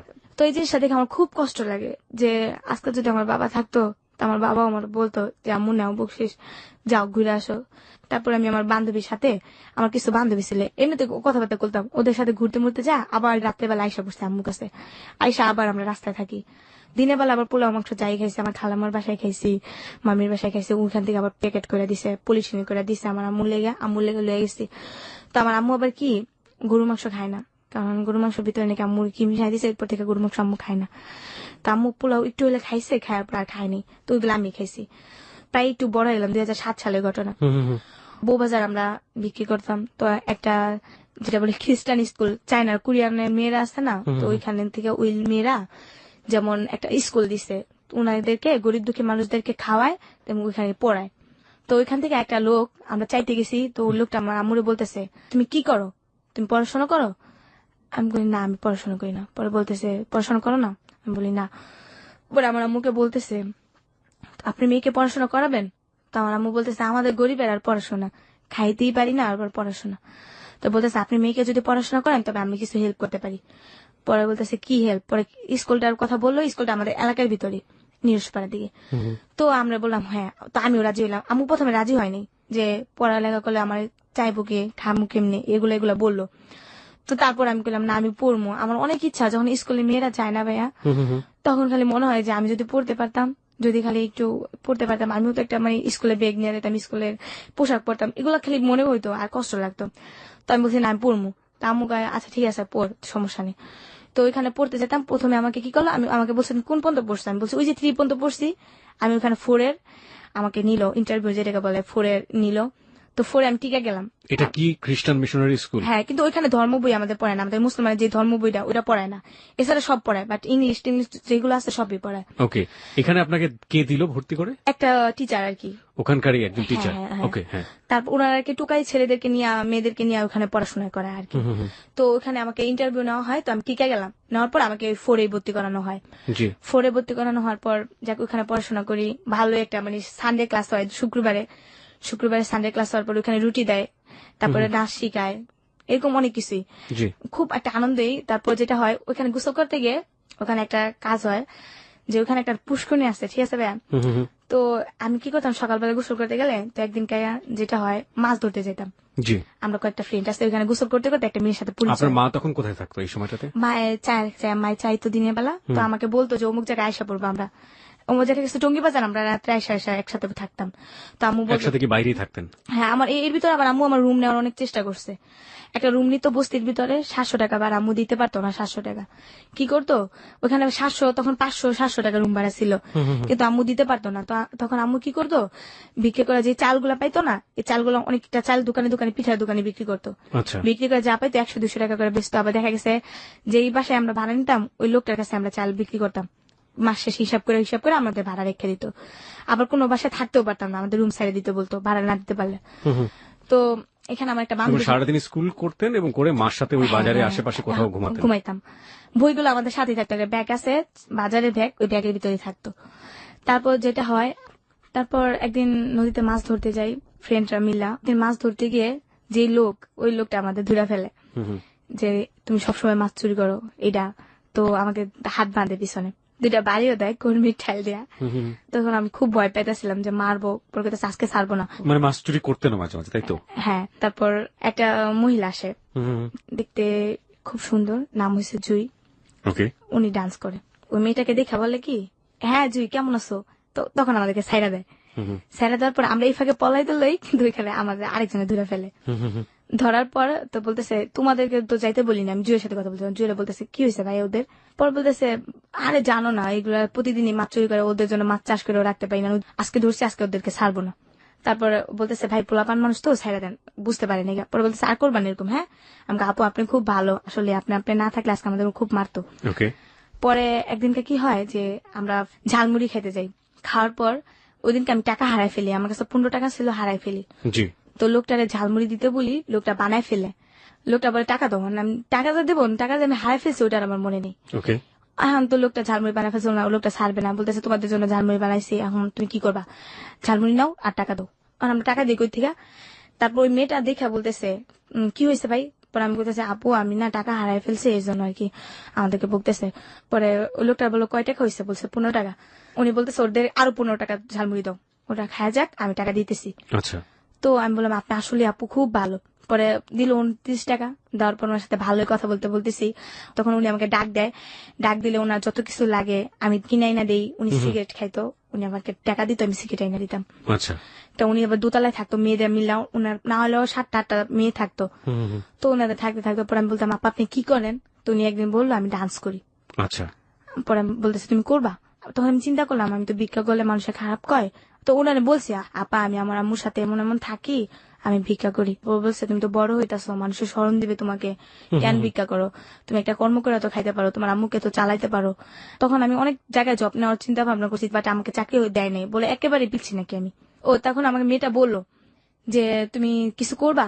আমাকে হ্যাঁ করবো, তুমি ডান্স করতে পারো? তো আমি দেখাইলাম, ও বললো চলবে, সমস্যা নেই। তো আমাকে নিয়ে গেল প্রথমে ওর এক ক্লাব, ক্যামেরাম্যান আলম ভাই, ওনার কাছে নিয়ে গেল। তো ওনার কাছে নিয়ে যাওয়ার পর উনি আমাকে দেখা বলতেছে ও তো একেবারে ছোট, আর কি কাজ করবে। এই জুইয়া ভাই আপনাকে নিয়ে হ্যাঁ, যাচ্ছে? তখন আমার ভালো ড্রেস আপও নেই। তো ওর একটা ড্রেস আপ আমাকে নিয়ে গেছে। ও কি করবে, ওর দেখলি তো বাচ্চা বাচ্চা মনে হয়। আচ্ছা। তো বলতেছে কিছু না আলম ভাই, আপনি খালি বলেন যে ও ডান্স করবে আর ও আমার অ্যাসিস্ট্যান্ট হিসাবে থাকবে। আমি তো সেটা জানি না, আমি জানি যে আমি ডান্স করবো, আমি কি একটা আনন্দ ভিতরে আছে, আমি ডান্স করবো। পরে এটা বলার পর ও বলে আচ্ছা ঠিক আছে চলবে, সমস্যা নেই। আলম ভাই এই বলছে জুইটা আসলে কে ছিল? ওই ডান্স করতো। সেটা ঠিক আছে, কিন্তু ডান্স যেহেতু করতে সেজন্য জিজ্ঞেস করেছি জুইটা আসলে কে ছিল, আমরা কি তাকে চিনি? না না, ও অতটা উজ্জ্বলতা না, অতটা মানে পরিচিতও না। হ্যাঁ হ্যাঁ হ্যাঁ, মানে শুধু ডান্স করতো? শুধু ডান্স করতো। উনি ডান্স কোথায় করতো, মানে কাউকে শেখাতো নাকি না, কোনো সিনেমাতে করতো না নাকি? সিনেমাতে না, দেখা যাচ্ছে বিভিন্ন ধরনের বিচিত্র অনুষ্ঠান যেটাকে বলে, বিয়ে বাড়ির অনুষ্ঠান, যাত্রা, মানে মানুষের বিভিন্ন জায়গায় গিয়ে যে জায়গায় নাচাগুলো অনুষ্ঠান, করা হয় হ্যাঁ। অনুষ্ঠানগুলোতে ও হ্যাঁ, নাচতো? হ্যাঁ। আচ্ছা, ঠিক আছে। তারপর ওখানে আমার নিয়ে যায় অতি ফাস্ট। আচ্ছা। তো তখন আমি যাই রাজশাহী দুর্গাপুর একটা জায়গায় যাই। তো ওরা সবাই আর কি মেকআপ করার পর তো ওরা স্টেজে যায়, তখন আর আমাকে মেকআপ করায় না। তো আমি চিন্তা করতেছি যে ওরা মেকআপ করছে, আমিও তো নাচবো, তো আমাকে মেকআপ করায় না কেন? পরে ওদের নাচতেছে, তখন বলছে জুয়াপা আমি কি ডান্স করবো না? হ্যাঁ করবি, তুমি আজকে না কালকে করবা। তো কালকেও আসলো, কালকেও না। আমি জিজ্ঞেস করার আগেই না, যে মালিকের আন্ডারে আমরা গেছি, তো ওই লোকটা বলতেছে তোমার রান্না করা লাগবে। তা আমি তো রান্না করতে পারি না, যে বড় বড় পাতিল, এর ভিতরে কিন্তু যে আমি কিন্তু পলাই গেছি, আমার আম্মু কিন্তু আমাকে বিস্তারিতেছে, পাগল হয়ে গেছে, আমি বিস্তারিতেছে আমার আম্মুকে। আচ্ছা, একটা জিনিস সেটা হচ্ছে যে প্রথমত আপনি আপনার আম্মুকে বলে যাননি এরকম একটা বয়সে। আরেকটা ব্যাপার যেটা সেটা হচ্ছে যে আপনি কি নাচ করবেন না, এটা যে আপনি জুইকে জিজ্ঞেস করছিলেন, আপনি কি সেই সময় নাচ শিখেছেন? এই টিভিতে দেখতাম মানুষের ডান্স করতো, মানে একটা ছোট বয়স, আমি পারি আর না পারি আমি স্টেজে নাচবো, স্টেজে নাচবো, এরকম একটা ব্যাপার। আনন্দ একটা অন্যরকম ছিল। ওকে, হ্যাঁ, তারপর ওই মালিক বলতেছে তোমার রান্না করা লাগবে। তো আমি বলতেছি আমি তো রান্না করতে পারি না, আমি কিভাবে রান্না করব? পরে আমাকে বলতেছে না করতেই হবে, আমার তো রান্না করার জন্য আনে নাই, আমাকে বলছে আমি ডান্স করব। পরে মেয়েটা বলতেছে কিসের ডান্স, তুমি আমার সাথে অ্যাসিস্ট্যান্ট হিসাবে আসছো। তো তখন আমি খুব কান্নাকাটি করি, যেহেতু অচেনা একটা মেয়ের সাথে আসছি, ভয় লাগতেছে কিভাবে কি করব। আমি রান্না করি, তো একটা মেয়ে ছিল লিপি নাম, উনি যাত্রাবাড়ি থাকে, উনি আমার গুরু, সবসময় ওনার আমি মানি। উনি আমাকে অতি ফাস্ট মেকআপ করে, আমাকে অতি ফাস্ট মেকআপ মানে বুঝলাম না। মানে তখনই আমাকে মেকআপ করে, ও বলে যে ও পারবে। আচ্ছা। তো ওই মেয়েটা নাচতো না, তাই ওর গানে শুনে না আমি বাইরে নাচতাম, তো আমার ডান্স গুলো কয়েকজন ফলো করে। করার পর ওই মেয়ের থেকে ভাই আমি খুব ভালো ডান্স করি, তো ওই মেয়েটা আবার ফলো করে যে না ওর থেকে তো ওই ডান্স করে, তো ও আমাকে এতগুলা গালাগালি করে না, তো ওর খুব হিটে আসে। তো ও বলে যে আমি মেকআপ করাই দিব, আমি ওরকে স্টেজে উঠাবো, ও যদি না পারে তখন যা বলেন আমাকে বলবেন।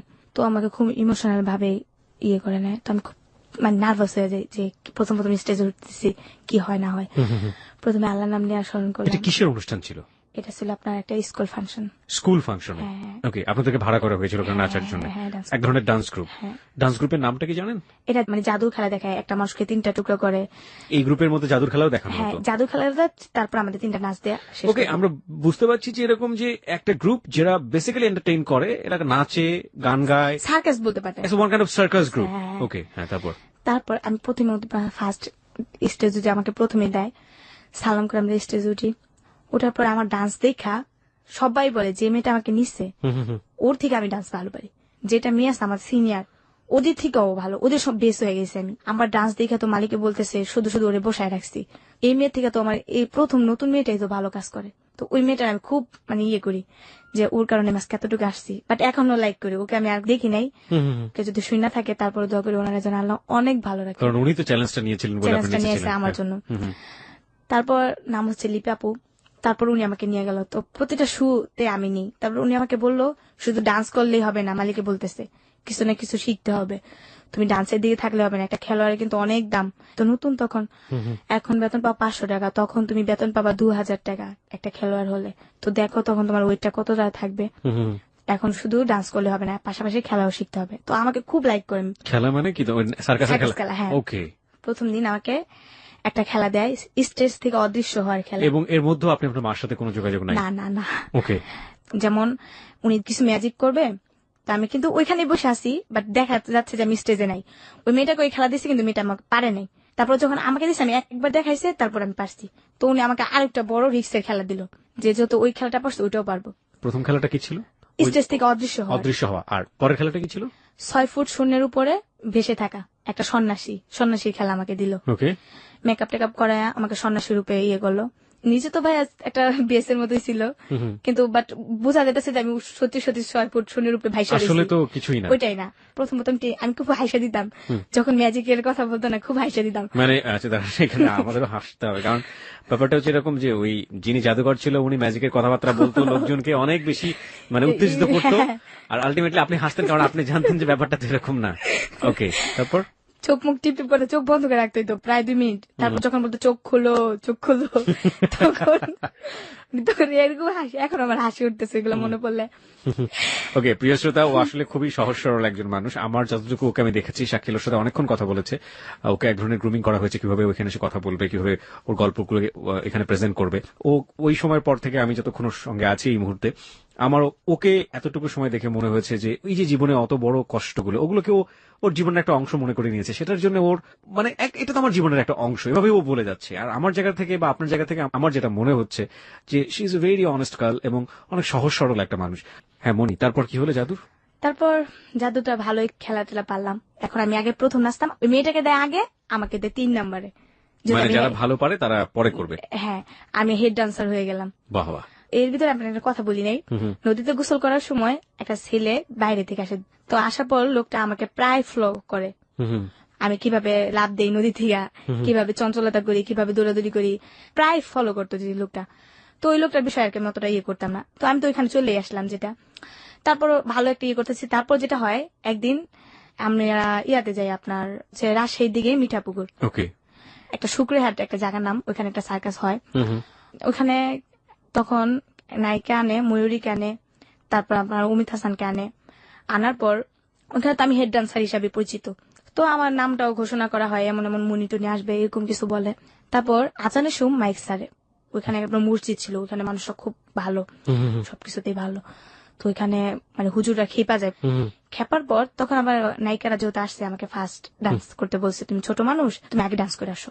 তো সাউন্ড সিস্টেমের একটা ছেলে, আজাদ নাম, ওর কথা না বললেই হয় না, ও আমাকে লাভ করতো, সেটা আমি বুঝতে পারতাম না। তো তখন আমি ডান্স করতেছি, লোকজন ভালোই হয়েছে, টিকিট কাটে আসছে। ডান্স করার সময় হঠাৎ করে কেমন জানি একটা বোতল আছে না, ওইটা আমার দিকে ফিক্কা দিল কে জানি। তো দেওয়ার পর আমি অতটা খেয়াল করিনি, তারপর আমি ডান্স করতেই আসছি। সাউন্ড সিস্টেমের লোকটা আমাকে ইশারা দিয়ে বলতেছে, তুমি চলে যাও উপরে ভাঙচুর হইতেছে। তারপর আমি খেয়াল করিনি, আমি যাইতাছি। তারপর ডান্স করার পরে একটা লোক একটা বোতল দেয়া আমার চেহারার ভিতরে মারে, ওইটা আমার একটা পুরোপুরি কপালে লাগে, অনেকটা রক্ত হয়। যখন লাগে কপালে, আমি থেমে যাই, চায়া দেখি যে পুরা লোক ঢুইকা টিন টুন ভাঙচুর, লোকজন যাইতেছে এটা। ওইখানকার কমিটিরাও মনে করেন যে মেয়ে নিয়ে টানাটানি করতেছে, মেয়ে নিয়ে জঙ্গলে নিয়ে যেতেছে। আমি তো তোকে পোলাপান মানুষ, কিচ্ছু বুঝি না। তারপর যেটা হয়, পিছনে কিছু ঘটনা রেখে আসছি, এখন মনে পড়ছে। জি বলুন। এর ভিতরে আমি কিছু ফ্রেন্ডের সাথে আমার দেখা হয়, আমার কিছু বান্ধবী। আমি যখন রাস্তায় থাকতাম, কুতুত খেলতে খেলতে ওদের সাথে পরিচয়, 3টা বান্ধবী। পরিচয় হওয়ার পর ওই বান্ধবীরা আমাকে বলে যে এইভাবে কতদিন ওরা আবার খারাপ ছিল ভাইয়া, যেটা খারাপ মানে কি বোঝাচ্ছে? খারাপ কাজ করতো, মানে এক ধরনের প্রস্টিটিউশন। হ্যাঁ, ফিজিক্যালি রিলেশন করতো। তো ওইটা আমি আবার জানতাম না। তো ওরা খুব টাকা ভাঙতো, এতটাই টাকা ভাঙতো, আমাদের ঝালমুড়ি হয়তো, আমাকে টাকা পয়সা সব দিতে হেল্প করতো। আমার আম্মুর সাথে রাস্তায় থাকতাম, শরম করতো, মাকে না বইলা ওদের সাথে রাত্রে থাকতাম। কোথায় থাকতেন? ওদের বাসা ছিল? ওদের বাসা আবার কেমন, 2টা মেয়ে 3টা মেয়ে একসাথে থাকতো, ওদের সাথে রাত্রে থাকতাম। এর ভিতরে ওর সাথে তো রিলেশন হয়। এই কয়েকদিন আগে আবার আমার আম্মুর সাথে যখন আর কি আমি চা খাইতে যাই, একটা মেয়ের সাথে পরিচয় হয়, মেয়েটার নাম মিতু। তো মেয়েটা আমার সাথে মেয়েটা আমার সাথে কিছু কথা বলে, আমিও বলি ওর। আমি আবার ভাইয়া কি একটু আদরের, যেটা বলেন লোভ বেশি, যে আমাকে একটু আদর করে বেশি এখনো। আমি ওর কাছেই যাই। তো মেয়েটা আমাকে আমি আপনাকে একটু থামাচ্ছি, দুটা বিষয় একটু পরিষ্কার করে আমরা এই জায়গাটায় আবারও ফিরে আসবো। ওকে, একটা হচ্ছে যে আপনি আপনার মার কাছ থেকে প্রথম যেদিন না বলে চলে গেলেন, তারপরে আপনি কতদিন পরে আপনার মার কাছে ফিরে গিয়েছিলেন? ওইটা ওই যে প্রোগ্রামে গেছি হ্যাঁ, হ্যাঁ। প্রায় 2 মাস পর আমি আমার আম্মুর কাছে 2 মাস পর? হ্যাঁ। তার মানে আপনি এখন আপনার আম্মুর কাছে ফেরেননি? এই যে না। গল্প বলছেন তার মধ্যে এইসব ঘটনা ঘটে যাচ্ছে, আপনি হ্যাঁ। এখনো ফেরেননি আপনার মার না কাছে? মানে আমি তো প্রোগ্রামে তো গেছি, এগুলো হচ্ছে পিসের ঘটনা, তখন আম্মুর কাছেই থাকি। পিছের ঘটনা আপনি যেটা বলছেন সে জায়গাটা আমরা যাবো। হ্যাঁ। আমি একটু প্রোগ্রাম থেকে আপনার মার কাছে ফিরতে চাই। আপনার মা তখন আপনাকে কি রিয়াকশনটা করলো ওটা জানাটা জরুরি, 1। 2 নাম্বার হচ্ছে ওই যে ঘটনাটা ঘটলো, বিশেষ করে যখন আপনার স্টেজে যেটা মারলো, ওই সময়টাতে আপনি তারপর আপনাকে সেভ করলো কিভাবে, আপনি কি করলেন? ও সেভ করছে যেটা মালিক আয়সা তখন ময়ূরী আপা বলতেছে, এই হিরণ শাহ, মানে মালিকের নাম। ময়ূরী মানে কোন ময়ূরী? নায়িকা ময়ূরী আপা। আমাদের সিনেমার নায়িকা ময়ূরী? হ্যাঁ ময়ূরী আপা। উনিও এইসব পারফরমেন্স, এইসব হ্যাঁ স্টেজ? উনি স্টেজ প্রোগ্রাম করে। ওকে, উনি কি আপনাদের লিডার ছিলেন ওই মুহূর্তে?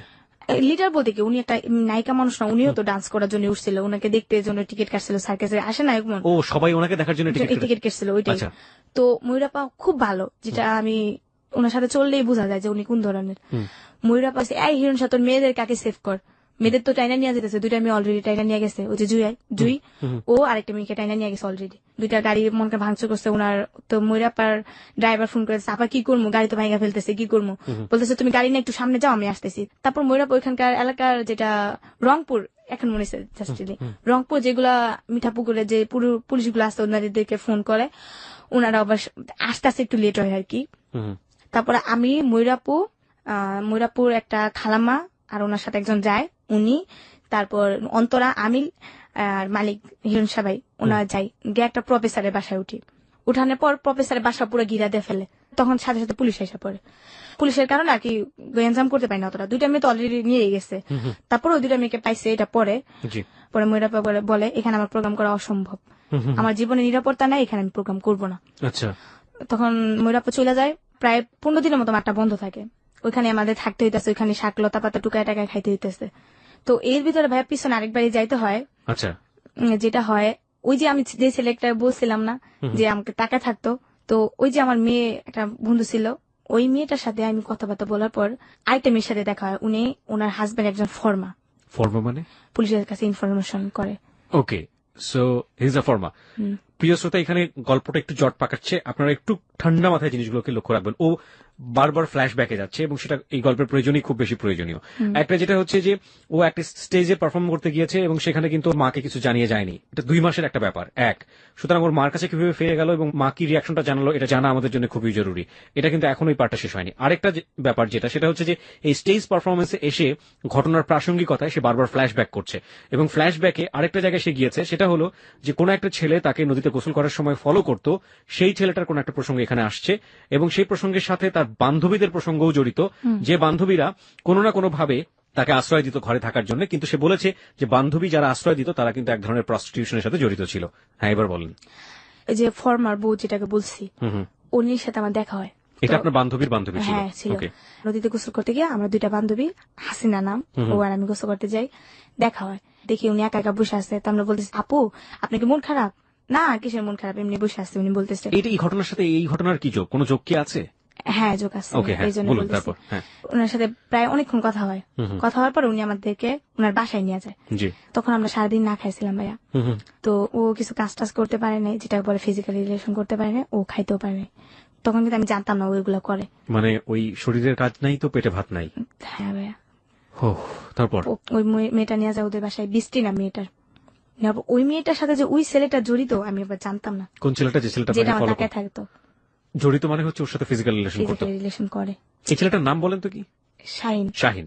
আচ্ছা, শাহিন বেসিক্যালি আপনাদেরকে তাকিয়ে থাকতো, কিন্তু শাহিনের সাথে আপনার বান্ধবীর শারীরিক সম্পর্ক ছিল, তাই তো? নাকি বান্ধবী সম্পর্ক ছিল? বান্ধবী, যেটা আমাদের সাথে প্রথম পরিচয় হলো। এবং ওই বান্ধবী বিবাহিত ছিল? হ্যাঁ। এবং তার হাজবেন্ড ছিল হচ্ছে ফর্মা, পুলিশকে ইনফরমেশন দিত। জটিল। হ্যাঁ, তারপর তো প্রায় মেয়েটার সাথে কথাবার্তা হয়, মেয়েটার সাথে দেখা সাক্ষাৎ। একটা খারাপ মেয়ে একটা ভালো মেয়ের সাথে, একটা খারাপ মেয়েও যদি হাঁটে তো বলে কিন্তু ভালো, একটা খারাপ মেয়ের সাথে যদি একটা ভালো মেয়েও হাঁটে ভাইয়া, তাহলে বলে কি খারাপ। তো ও যে খারাপ ছিল আমরা জানতাম না। তো ওদের সাথে হাঁটাতে, মানে আমাদের এলাকা যেটাকে বলে বউ বাজার, ওই বাজারটা নাম করা হয়ে যায় যে আমরা, ও মেয়েটা খারাপ বৃষ্টি, ওর সাথে আমরা ঘুরি, আমরাও খারাপ। তো একসময় অনেকে রাস্তাঘাটে দেখলে আমাকে বলতো যে কিছু টাকা দিয়ে আসবি। ওই ছেলেটা বলতো? ছেলেটা না, মানুষে বলতো, মানুষরা আপনাকে বলতো? হ্যাঁ। তারপর যেটা হয়, ওদের ব্যাপারটা আমি যাই না যাই যারা এসব কাজ করে। পর একদিন মেয়েটা আমাকে বলে এভাবে তো জীবন চলে না। এগুলো কি আপনার স্টেজ পারফরমেন্সের আগের ঘটনা? হ্যাঁ হ্যাঁ, আগের ঘটনা। ওকে। পরে আমাকে বলে যে এভাবে তো জীবন চলে না, তুমি এক কাজ করো, এ পথে নেমে যাও। তখন আপনার বয়স কত? 2008 সালের কথা। 2008 সাল মানে হচ্ছে তখন আপনার বয়স 13 থেকে 12 বছর। হ্যাঁ, আমি বলছি না আমি এগুলো করবো না। তখন বলে করো, তোমার সমস্যা কি, করো। তখন আমরা খাইতে পারতাম না ভাইয়া, তো ওই মেয়েটা অনেক ইয়ে করতো, আমাদের থাকার জায়গাও ছিল না। তো এর ভিতরে কিন্তু আমার মার সাথে আমি কথাবার্তা বলি না, ওদের সাথে থাকি। আমার সাথে দেখলে আমার সাথে কই, আমার সাথে কই আম্মা আমি এনে থাকি, আম্মা তুমি এনে থাকো, রাস্তায় আমার শরম করে, এগুলো বলতাম। আম্মা আবার আমার দিনের বেলা দেখা যেত, রাতের বেলা আমি ওদের সাথে থাকতাম, আম্মা কিছু বলতো না। তো পরে মেয়েটা ওই যে ছেলে, ওই ছেলেকে কয় তুমি এগুলো করবা?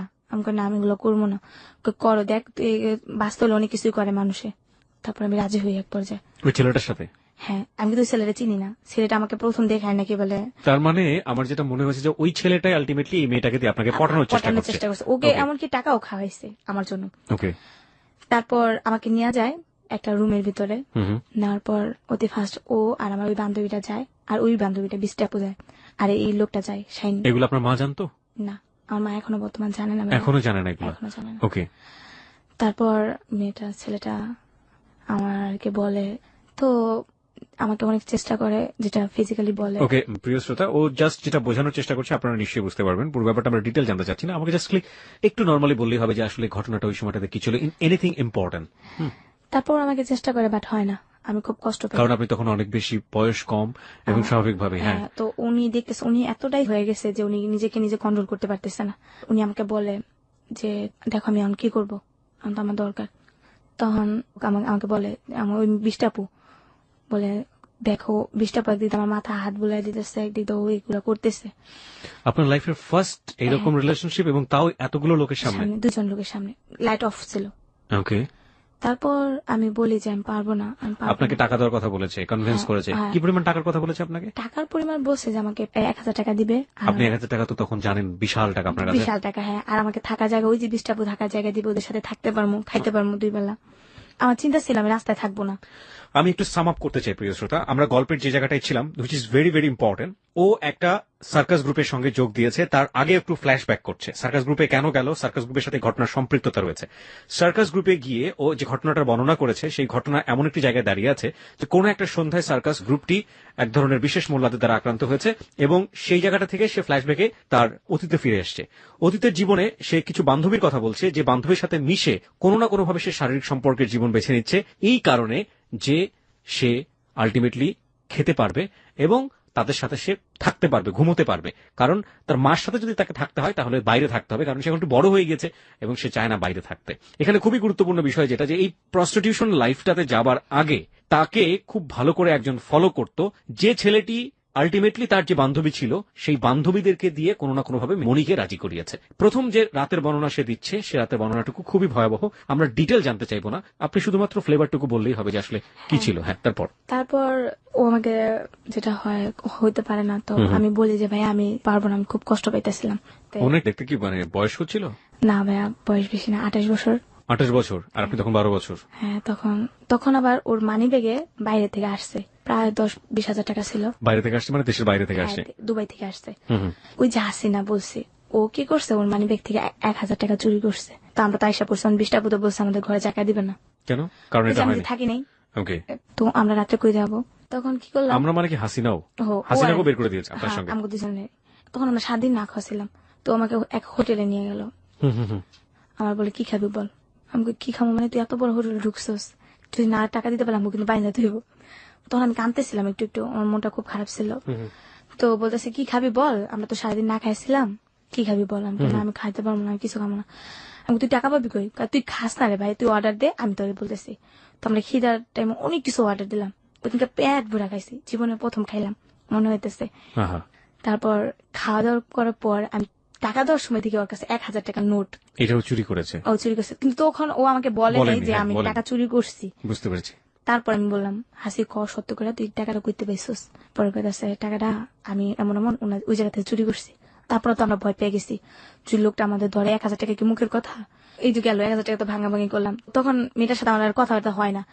তাই একদিন গোসল করতে গিয়ে মেয়েটার সাথে আবার দেখা হয়। কোন মেয়েটা এটা? ওই যে বৃষ্টি, যার পাশে আপনার থাকার কথা ছিল। ওর সাথে দেখার পরে ও আমাকে বলে ঠিক আছে যাওয়া রয়েছে, কিছু করো না। তো এর ভিতরে নতুন গোসল করতে সময় একটা কোন ছেলে, জায়গায় গোসল করতেন আপনি এটা? এটা তুরাগ নদী, তুরাগ নদীতে গোসল করতেন? হ্যাঁ ওকে, হ্যাঁ, তারপর? তুরাগ নদীতে গোসল করতে সময় একটা ছেলে, সোহেল নাম, সেটা ভ্যান গাড়ি চালায়। তো উনি মাছ ধরতো, ওনাকে দেখতাম আমরা, জাল বাইতো, ওনার সাথে সাথে আমরা চাইতাম। আবারও আপনাকে বলি যে আপনি যে ঘটনার এখানে বিশাল বর্ণনা দিচ্ছেন, সেটার সাথে কি আপনার রংপুরের স্টেজ পারফরমেন্সের বর্ণনা আছে? হ্যাঁ আছে। ওকে, ফাইন, চলুন তারপর। তার তো ওনারা দেখি গোসল করে। তো একদিন আমরা বিকেলে গোসল করে ভাবতেছি রোদে, আমার আবার কাপড় চোপড় ছিল না, আমরা রোদে কাপড় চোপড় শুকাইতাম। হুম, হুম, হুম। তো রোদে বসে বসে ভাবতেছি কি করবো, আজকে কোথায় থাকবো, রাত্রে কই জি। থাকবো। তো ও কইতেছে দেখ আজকে রাত্রে এক কাজ করতে হবে, বাইরে থাকতে হবে। হুম, হুম। তো এরকম করতেছি। তো ওই যে সোহেল বললাম, ও জিনিসটা দেখে, দেখার পর ও আমাকে বলে কি করো তোমরা। তো আমরা বলি যেমন এমন আমরা কিছু করি না, আমরা এমনি ঘুরি ফিরি খাই। তখন কিন্তু আমি পড়াশোনা করি, ওই যে খ্রিস্টান স্কুল পড়াশোনা করি জি। খাওয়ার জন্য দুপুরবেলা। ওরেও নিয়ে যাই আমার বান্ধবী, যে তুই ও পর খাইতে পারবো আমরা দুপুরবেলা, ওরে ভর্তি করে দিই খাবার লোভে লোভে পড়তেন? খাবার লোভে হওয়া। তারপর যেটা হয়, ওই ছেলেটা আমাকে বলে আমি তো ব্যাচেলার থাকি, তুমি আমার সাথে থাকবা। আমাকে আপনার সাথে আমি কিভাবে থাকবো, পরের বেলা তোমাকে আমি বলবো তুমি আমার ওয়াইফ হও, আমি তোমাকে বিয়ে করছি, তুমি আমার কাছে 1 মাস থাকবা, তুমি চাকরি নিবা, 1 মাস পর তুমি আমার কাছ থেকে চলে যাবা, তোমরা 2 ফ্রেন্ড মিললা একটা রুম নিবা, নেওয়ার পর তুমি তোমার মতো করে চুলাফিলা খাবা, আমি জাস্ট তোমার উপকার করবো। আমি বলছি আপনি গায়ে টাচ করবেন না তো? না। আমি তাহলে আপনার উপরে তো শুবেন, আমি নিচে শুবো। ঠিক আছে, আমি রাজি হয়ে যাই ওর কথায়। সোহেলের সাথে? হ্যাঁ। আমার ফ্রেন্ডরা, ওই যে বান্ধবী, ও খুব না করে যে দেখ ছেলেরা ভালো না, এগুলো বলে, পরে যে কিছু করবো না কোনো গ্যারান্টি আছে? হাসিনা তো এই পেশাতে আগে থেকে ছিল। হ্যাঁ, ও কিন্তু অতটা না, আচ্ছা। মানে টুকটাক করতো, এটা যেটাকে বলে না করলে তো পেটে ভাত জুটতো না। চলতো না। হুম। ও চায় না, ওর বাবার কাছে থেকে যায়, আমি চাই। আমি যাওয়ার পর এক প্রকার আমি ওকে হাজবেন্ডের পরিচয় দেওয়া থাকি ওর বাসায়। থাকার পর ওই যে ছেলেটা আমার প্রথম ফিজিক্যালি রিলেশন করতে চাইছিল, কিন্তু ওর বাসা আর আমি যে জায়গায় যাচ্ছি বেশ একটা দূরে না, কাছাকাছি। তারপর একদিন ওই ছেলেটা, আমি চাকরি নেই, নেওয়ার পর কি মানে চাকরি নেন আপনি? গার্মেন্টস। আচ্ছা। গার্মেন্টস আপনার মা কই গেল এর মাঝে? এই ভিতরে মা থাকে, কোথায় থাকে? মানে মা রাস্তায় থাকে। তো আপনি একটা বাসায় উঠে গেলেন, আপনার মা বাধা দিল না সেটা? আমি চিন্তা ছিলাম যে এই লোকটার সাথে থাকার পর আমি আমার মাকে নিয়ে একটা রুম নিয়ে ফেলবো। আচ্ছা। লোকটার সাথে পরিচয় আপনার মা হওয়ার পরে- জানতো এটা? না, আমার মা জানতো না। আমার মা জানতো আমি খালাম্মার বাসায় থাকি। আচ্ছা। আমার চিন্তা ছিল একটাই, যে আমি গার্মেন্টসে চাকরি করবো, টাকা কিছু কামাইবো, আমার ঘর নিবো, আমার আম্মুরে রাখবো, আমার আম্মু ঘরে রান্না বান্না করবো, আমি চাকরি করবো, আমি খাবো। তারপর আমি তো হাজবেন্ডের ওয়াইফ পরিচয় দিছি। হুম, হুম। তো তখন আমি চাকরি নিতে, যেমন আমি ওনার কাছে 25 তারিখে গেছি, আর 5 দিন বাকি আছে জি। চাকরি নেওয়ার জন্য। 1 তারিখ ছাড়া তো চাকরি নেওয়া যায় না। হুম, হুম। উনি উপরে থাকে, আমি নিচে থাকি। তো শীতের দিন তো নিচে থাকা একা সম্ভব না, খুব শীত করে। তো উনি আমাকে উপরেই রাখতো। তো উনি এক সাইডে থাকতো, আমি এক সাইডে। তো এমন প্রায় 2-3 দিন যায়, উনি আমাকে টাচ করে না। একদিন যেটা হয়, উনি মানে কয়েকটা ছেলের সাথে ড্রিঙ্কস করে আসে, এতটাই ড্রিঙ্কস করে যা নিজেকে কন্ট্রোল করতে পারে না। তখন আমাকে ফিজিক্যালি রিলেশন করে আমার সাথে। এরপর অনেক জোর 3-4 জনকে সাথে নিয়ে নাকি শুধুমাত্র? শুধু একাই। ওকে। এতটাই জোরপূর্বক করে আমি না করে পারি না। আর চিল্লাচিল্লি করে বাসা থেকে মানুষ আসে যে তোমরা তো হাজবেন্ড ওয়াইফই বলছে। তো প্রচুর ব্লান্টিং হয়, এতটা ব্লান্টিং হয়। আমি মানে এতটা অল্প বয়সে ছিলাম। তো পরে যখন আমার জ্ঞান ফিরছে, আমি দেখি আমার পাশে 2টা ডাক্তার বসা। দুটো ডাক্তার আপনার পাশে বসা? হ্যাঁ, পেশা। আপনার রুমের মধ্যে নাকি? হ্যাঁ, রুমের ভিতরে। তার মানে ওখানে যে ছেলেটা যে থাকতো, ওটা কি এক ধরনের বস্তি ছিল? হ্যাঁ, বসতি ছিল। বস্তির মধ্যেই থাকে এরা? হ্যাঁ, ডাক্তাররা কি বস্তির ডাক্তারই? না, ডাক্তার ছিল আপনার এমনি ফার্মেসি ডাক্তার। ফার্মেসির ডাক্তার নিয়ে আসছে? হ্যাঁ, হ্যাঁ, হ্যাঁ। ওকে। লোকটা তো বুঝতে পারছে, বুঝছে নতুন বউ, নতুন ওয়াইফ। তো লোকটা কিছু ওষুধ লেখা দেয় আমাকে, দেওয়ার পর আমাকে বলে কিছু হাঁটাচলা কম করতে, ভারী জিনিস কম নিতে, আর কি বলে দেয় আমাকে। তারপর আমি তো ভারী জিনিস কমই নিই। তারপর যেটা হয়, কিছুদিন তো ওর কাছে থাকতেই হয় আমার, আমি কোথায় যাবো এই অবস্থা নিয়ে। তো আমি ফাইনালি ডিসিশন নিয়ে নিছি, ওরকে নিয়ে আমি সংসার করবো, যেহেতু আমাকে ফিজিক্যালি রিলেশন করেই ফেলছে। আপনি সিদ্ধান্ত নিয়ে নিয়ে ফেললেন? ফেলছে। আমি পরে বলছি আমার আম্মু আছে, আমার আম্মু রাস্তায় থাকে, আপনি আমার আম্মুকে নিয়ে আসবেন। তো যেটা হয়, কুরবানিতে আসে, ও কি করে মাংস টুকাইতে যায়। কুরবানিতে তো আমি সারাদিন আমার বান্ধবী 2টাকে নিয়ে আসি, আমার বাসায় খাওয়াবো ওদের। ওরা তো আমাকে অনেক উপকার করছে। ও মা, কতক্ষণ পরে শুনি যে ও নাকি বলে মাংস টুকাইতে গেছে। এটা শুনে আমার না খুব শরম লাগে, যে আমার হাজবেন্ডই বলতে এক হিসাবে বিয়ে হয়নি, কিন্তু আমরা সিদ্ধান্ত নিয়েছি বিয়ে করবো। ওকে। তো আমার হাজবেন্ড ও এই মাংস ঢুকায়, আমার শরম লাগতেছে, আমি ওর সাথে মানে কথা বলি না, আমার কেমন একটা প্রেস্টিজে বাঁচতেছে, এরকম প্রেস্টিজে লাগতেছে। বাচ্চে। ওকে। তারপর ও আমার বান্ধবীরা বলে, সি তোর হাজবেন্ড এগুলো করতে পারে। ওই যে বৃষ্টি, ওকেও দাওয়াত করছে আমার বাসায় আসার জন্য। তো ও আমাকে বুদ্ধি দিল যে তুই তো এগুলো করেই ফেলছিস, আর মনে করতে এখন আনমিনিট না, তো এখন জাস্ট এগুলো করছি, এখন তুই একটা ইয়ে করতে পারিস, সমস্যা নেই। মানে প্রস্টিটিউশন আসতে পারিস? হ্যাঁ, আসতে পারিস, সমস্যা নেই। তারপর এক সময় এগুলোতে আসলে তুই অনেক টাকা কামাইতে পারবি, তোর মায়ের না তুই একটু সুখে থাকতে পারবি। তখন আমি চিন্তা করলাম যে আসলে তো ঠিকই বলছে। তখন আমি ওই চিন্তাটা করি নাই যে আমি এগুলাতে যাইতেছি কেন। কিন্তু বিশ্বাস করেন ভাইয়া, তখন যে আমার পিছনে একটা গার্জিয়ান থাকতো না, হয়তো আমি মনে হয় ওরকমটা ইয়ে করতাম না। তারপর যেটা হয়, আমি ওই ছেলের সাথে থেকে ওদের সাথে চলে গেলাম, মানে ছেলেকে রেখে আপনি চলে চলে গেলেন। গেলাম। তো ওদের সাথে রাত্রে 11টা-12টা রেল লাইনে বসে বসে ওরা আড্ডা মারতো, ছেলের সাথে আমি বসে থাকতাম, কথাবার্তা বলতাম। তো আমার ভাইয়ের কিছু বন্ধু বান্ধব দেখে ফেলে। আমি একটু আপনাকে থামাচ্ছি এই জায়গাটায়। আপনারা কিভাবে আপনাদের কাস্টমার বা এই যে ব্যাপারগুলো থাকে এগুলো কালেক্ট করতেন কিভাবে? হ্যাঁ, বলতেছি ভাইয়া। জি।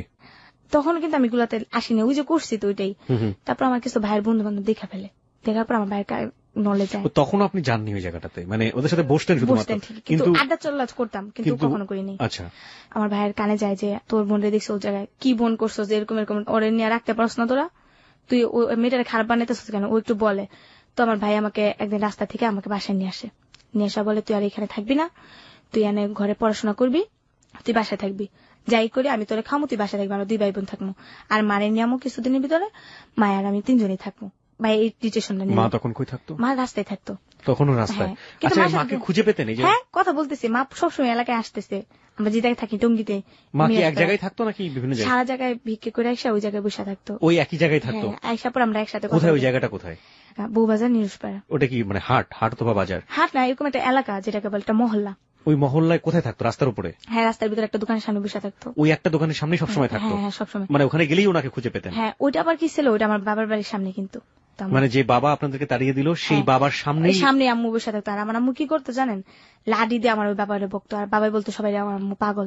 ওই সময় ওখানে বসে বসে? আমার আম্মু শুধু দেখতো যে ওর মান সম্মান কিভাবে ক্ষয় করা যায়, আমার আম্মু ওইভাবে করতো। রাস্তায় রেখে রেখে আম্মু ওরে অপমান করতো, রাস্তার ভিতরে দাঁড়া করে লেতো। মানে একটা নেতা মানুষ বুঝেনি তো, একটা রাজনীতির সাথে একটা এক হিসাবে এখন বলতে পারে একটা কাউন্সিলর উনি একটা। উনি মানে এখন ওর- কাউন্সিলর ওখানকার? হ্যাঁ, ওকে। ওনাকে মনে করেন যে রাস্তার ভিতরে ছেড়ে দিয়ে ফেলতো আমার আম্মু। লোকজন যদি জড়ো হয়ে যেত না, যে জিজ্ঞেস করতো কেউ নেই, পাগল তার সেরে গেছে, এগুলো এগুলো বইলা আইসা পড়তো আমার বাবা। তখন আমার আম্মুকে আমি বাধা দিতাম, তুমি ওই লোকটার সাথে খেলে এমন করো কেন, অন্য মানুষ আছে না, ওর সাথে কইতে পারেন। কিন্তু আম্মু বলতো না, আম্মু বলতো তুই বুঝবি না মা, তুই বড় এলো তারপর বুঝবি। আমার তো বোঝা লাগতো না, এগুলো বলতাম আমি। তারপর যেটা হয়, আমার ভাইয়ের কাছে আমি যাই, জি। যার পর প্রিয় শ্রোতা, গল্পটা কিন্তু খুবই খুবই খুবই মনোযোগ দিয়ে শুনতে হবে। আমরা জানি না এটা শেষ পর্যন্ত গিয়ে কতটা বম্বিং করবে। আমরা বলতে পারি যে it will be like super blasting, যেটাকে বলে, কারণ গল্পের অনেকগুলো মোড় রয়েছে ওর জীবনের গল্পের, এবং কত সমাজের জ্ঞানী মানুষ এখানে জড়িত, এবং ওর যে লাইফ, ও মাই গড। তারপর আমার ভাইয়ের কাছে আমি যাই, যাওয়ার পর একদিন রাত্রিবেলা একসাথে শুয়ে থেকে ভাই আমি দুজনের খাটে একটা, আমার ভাই আমার উপরে হাত রাখে, আমার আপন ভাই। রাখার পর আমি ভাবছিলাম যে হয়তো ঘুমের ইয়েতে হাতটা রাখছে, আমি মনে করছি হাতটা লাড়াচাড়া দিয়ে যদি জাগনা থাকে সরা ফেলবে, যদি ঘুমের দানে ওমা দেখি সাথে সাথে হাতটা সরা ফেলে, যখন আমি লাড়াচাড়া দিই ততটা ইমোশনাল ভাবে নেই নি। আরেকদিন যেটা হয় ভাইয়া, আমার ভাই আমার খালতো বোনের আর কি মেয়েরা আসে, একটা ভাগ্নি আছে, এটা এখন ইন্টারে পড়ে, তখন ও মনে হয় 5-6 পড়ে।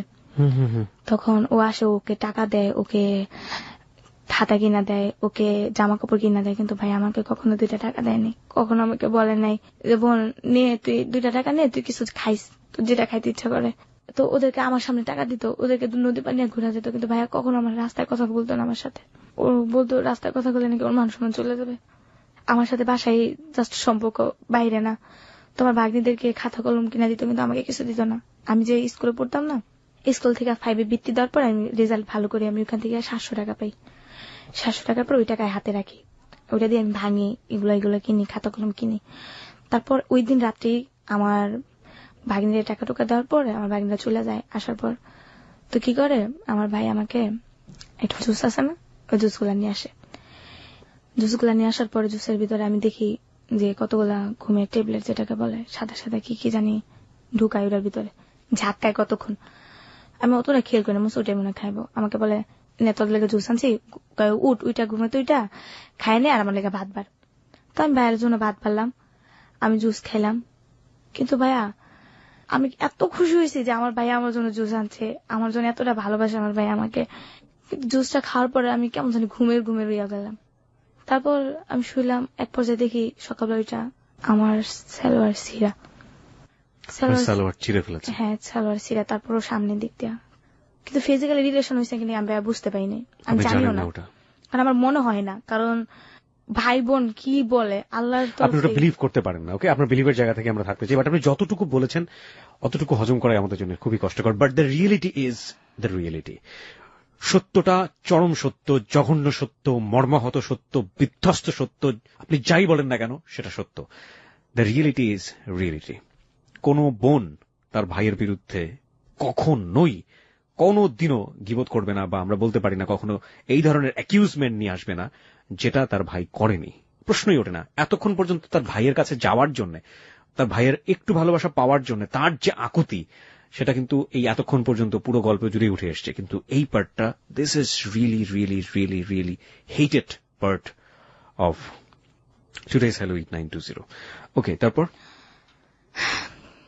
যেটা হয় ভাইয়া, এগুলা দেখা আমি তারপর মনে করছি হয়তো ঘুমের দেয় না, তারপর আমি ইমোশনাল ভাবে নিয়ে নেই, মনে করছি ঘুমের দেয় শিখতে পারে, কারণ আমার তো একটা কাপড় চোপড় বছরের পর বছর ছিঁড়া যেতে পারে, কাপড় পচা যেতে পারে।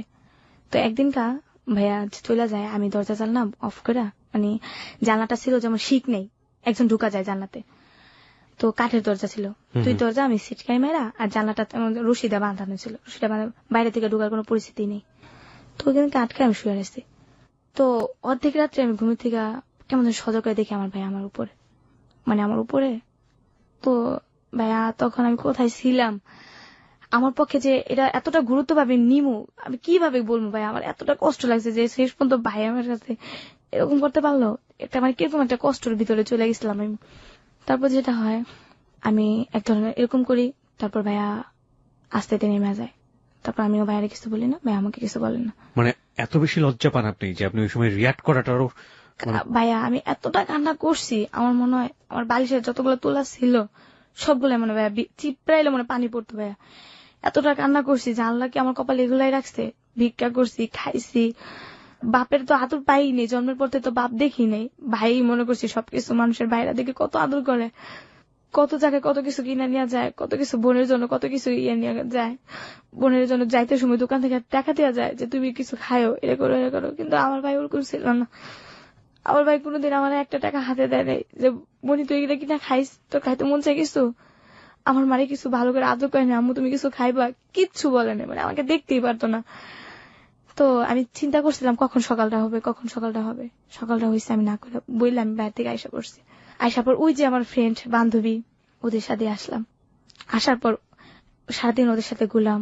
ওই যে আপনার প্রথম যেটা আমাকে শাইন ফিজিক্যালি রিলেশন করতে চাইলো, ও আমাকে নাম্বার দিছে, তো ওর নাম্বার আমি একটা ফোন করলাম। তখন আমার খুব টাকার প্রয়োজন ছিল, থাকার জায়গা ছিল না, তো ও আমাকে বললো এমন জায়গায় আসো, আমি তোমাকে নিয়ে যাবো বাসায়। এগুলো কি আপনার সব নাচে যাওয়ার আগের ঘটনা বা এগুলো বলতে আমার মনে নেই। আচ্ছা ঠিক আছে, সমস্যা নেই। প্রিয় শ্রোতা, আপনাদেরকে আবারও কিন্তু মনে করে দিচ্ছি আমি যে ওর কিন্তু নাচে চলে গিয়েছে, সেই পার্টটা কিন্তু প্রথমে বলেছে, কিন্তু তারপরে কিন্তু ফ্ল্যাশব্যাকের মেমোরি হচ্ছে এগুলো। আপনারা নিশ্চয়ই জানেন যে নাচে চলে যাওয়ার পার্টটা, যে 2 মাসের পার্ট, সেটা একেবারেই ওর নিজের মনের, এবং ও ওর মাকে পর্যন্ত জানিয়ে যায়নি। সেই মোমেন্টটা থেকে ও কিন্তু ফ্ল্যাশব্যাকে এসে ওর জীবনের এই গল্পগুলো বলছে। আপনাদের সবাইকে একটু খেয়াল রাখার জন্য বারবারই মনে করে দিচ্ছি। হ্যাঁ, তারপর ওই যে শাইন ও আমাকে নিয়ে যায় শীতের দিন 2009 শেষ দিকটা, এক চাচির বাসায় নিয়ে যায়। নিয়ে যাওয়ার পর ওই দিনকে উনি আমাকে ফিজিক্যালি রিলেশন করে। সকালবেলা ও আমাকে 500 টাকা দেয়। 500 টাকা দিয়ে আমি একটা বস্তিতে একটা রুম নিই, নিয়ে 300 টাকা অ্যাডভান্স দিই, 200 টাকা দেয়া 6-7টা সালা কিনি, ওগুলো বিছায় থাকার জন্য। কিছু বালিশ টালিশ কিনি, এগুলা খাওয়া দাওয়ার ব্যবস্থা কিন্তু করি, থাকার ব্যবস্থা আগে করছি, আমরা 2 বান্ধবী মিলে করি। তারপর আমি একটা আমি খারাপ ছিলাম, বাইরে ছিলাম, কিন্তু আমি যে জায়গাটা থাকি ওই জায়গাটা সেফ ভাবে থাকি, যে তোমাকে কেউ বুঝতে না পারে আমি খারাপ। তারপর যেটা হয়, আমি মাথায় কাপড় টাপড় দিয়ে চলি, কিন্তু ও মাথায় কাপড় দেয় না, ও একটু খারাপ ভাবে চলে। তো ওকে বাড়িওয়ালা বলে ওকে নিয়ে থাকলে তোমাকে থাকা হবে না, তুমি রুম সাইডা দিবা। আমি বলছি ওর কারণে আমি কোথায় থাকবো, আমি ওকে বলি তুই একটা ব্যবস্থা করে নে। তো ওর সাথে আমার প্রায় ঝগড়া লাগতো ওই মেয়েটার সাথে, তো ও চলে যায়। যার পর আমি একাই থাকি। তারপর আমি আমার আম্মুকে নিয়ে আসি, আমার আম্মুকে নিয়ে ওই বস্তির ভিতরে থাকি। তো আম্মু কিছু টাকা দেয়, এর ভিতরে আবার ওই যে শাহিন, ওর সাথে আমি যাই, ও আমাকে কিছু টাকা দেয়, মাঝে মধ্যে যাই, ও আমাকে 1500 হেল্প করে। এর ভিতরে আমি একটা জব পেয়ে যাই, ওইখানে আমি কাজ করে আমাকে 1500 টাকা স্যালারি ধরে। তো এর ভিতরে আমার আম্মুর এমন একটা অসুখ হয়, ওই যে বলছিলাম ফকিরখানা যে একটা অসুখ, পাতলা পায়খানা, ওইখানেও এরকম হয়ে যায়। ইমিডিয়েটলি আমার নিম্নে তো 1000 টাকা দরকার, আমি কিভাবে পাবো ওই মুহূর্তে 1000 টাকা, কই পাবো? আমি চাইছিলাম এইগুলো সাইডা দেবো, সাইডা আমি যে জব পাইছি এগুলোই করবো, কিন্তু সারার আমার কপালে সহ্য হইল না। তারপর আমি আবার ওই ভাইটারে ফোন দিলাম, শাহিন, যে আমার কিছু টাকা দরকার, আপনি আমার কিছু হেল্প করবেন। তো উনি আমাকে বললো আসো আমার সাথে, যেটা হয় ওনার সাথে আবার রাত্রে থাকলাম, উনি আমাকে 1000 টাকা দিল। দেওয়ার পর আমার আম্মুকে স্যালাইন দেওয়াই। তারপর থেকে এই যে জুই ঝালমুড়ি খাইতে গিয়া ওই জবটা ছেড়ে দিই, খারাপ কাজে লিপ্ত হয়ে যাই। আম্মু আমার সাথে রাগারাগি করে, আম্মুর সাথে আমার ঝগড়াঝাটি হয়, আম্মু জায়গা চলে আবার আসে, এরকমই হয় আর কি। মানে এই যে কাজটা আপনি এই কাজটা করছিলেন এবং এটা করতে গিয়ে আপনি যখন দেখলেন যে না এটা থেকে আপনি বের হয়ে আসতে পারছেন না, সেই মুহূর্তে ঝালমুড়ি খাইতে গিয়ে জুইয়ের সাথে পরিচয় হলো এবং জুই বলল আপনাকে ডান্সে নিয়ে যাবে হ্যাঁ এবং ডান্স করাবে, তো আপনি কাজ চাচ্ছিলেন, তো আপনি ডান্সে চলে গেলেন এবং তখনও আপনি আপনার মাকে ওই বস্তিতে রেখে এসেছেন এবং আপনার মা এটা জানে না, হ্যাঁ রাইট? হ্যাঁ এবং তারপরে গেলেন, যাওয়ার পরে আলটিমেটলি যে ঘটনাগুলো ঘটলো একের পর এক, এবং লাস্ট মোমেন্টে এসে কোন এক সন্ধ্যায় মোল্লাদের দ্বারা আক্রান্ত হলো আপনাদের ডান্স গ্রুপ, হ্যাঁ এবং ডান্স গ্রুপ আক্রান্ত হবার পর আপনারা গিয়ে এক প্রফেসরের বাসায় উঠলেন, হ্যাঁ, হ্যাঁ। ওই জায়গাটায় আপনি ছিলেন এবং সাথে ময়ূরী, যেটা আপনি ময়ূরীকে ময়ূরী ম্যাম বলছেন বা হ্যাঁ। আপা বলছেন, আমাদের চিত্র জগতের ময়ূরী, যাকে এক নামে সবাই চিনবে, সেও ছিল আপনাদের ডান্স গ্রুপে। তো এই সময়কার গল্প আর কি, এবং আপনার দৃষ্টিকোণ থেকে ময়ূরী ওয়াজ সো গুড উইম্যান, ওই সময় খুব ভালো মানুষ ছিলেন উনি এবং আপনাদের সবাইকে হেল্প করছিলেন। হ্যাঁ, ওই জায়গা থেকে আপনি ফ্ল্যাশব্যাকে গিয়েছিলেন, একেবারে আগের গল্পগুলো বললেন। এখন আপনি আমাকে বলেন যে এই গল্পটার সাথে বা আগের যে গল্পগুলো বললেন এই জায়গাটা থেকে আপনি কেন পেছনে ফিরে গেলেন, রিলেশনটা আসলে কোথায়? ওই যে শাহিন, হ্যাঁ। শাহিনকে নিয়ে উদ্দেশ্যটা আর কি। আচ্ছা ঠিক আছে, তো শাহিন, এখন শাহিনকে আপনি এতক্ষণ ধরে পরিচয় করালেন, উইজ শাহিন, এবার বলুন পরে। তারপর যেটা হয়, ওই যে আমি তো প্রোগ্রামে আসছি, বন্ধ হয়ে গেছে প্রোগ্রামটা, এখন তো সবাই যাত্রার মতো পলায় চলে যেতেছে, ঢাকায় এসে পড়তেছে। তো আমি পলায় আসবো কিভাবে, আমার কাছে তো টাকা নেই, কিভাবে আসবো, আমাকে টাকা দেয়ও নেই এর ভিতরে। তো একদিন কি করলাম, ওই যে শাহিন, ওর নাম্বারটা তো আমার মুখস্থ, ওর নাম্বারে আমি ফোন করলাম, তো ভাইয়া আমি এমন এমন, আমি তো একটা প্রোগ্রামে এসে এরকম এরকম আটকে গেছি, তো আমাকে কিছু হেল্প করবেন? তো আমার এই কথা শুনে ও আমাকে বললো দেখো কোথাও ফোনে টাকা নেয় কিনা। তারপর যেটা হয়, তো আমাকে 500 টাকা পাঠায়। তারপর ওইখান থেকে আমি কি করি, পলায় আসার জন্য রেডি হই। তারপর যেটা হয়, ওই যে আমি যে বস্তিতে থাকতাম ওই বস্তিতে আইসা পড়ি। তারপর আইসা দেখি আমার আম্মু নাই, আমি যাওয়ার পর দিনকে আম্মু চলে গেছে। তো এতদিনে তো ভাড়া জমে গেছে, প্রেশার দিতেছে যে ভাড়া দিতে হবে এন তেন। তো আমি বলছি আমাকে থাকতে দেন, কিছুদিন সময় দেন, আমি ভাড়া দেবো।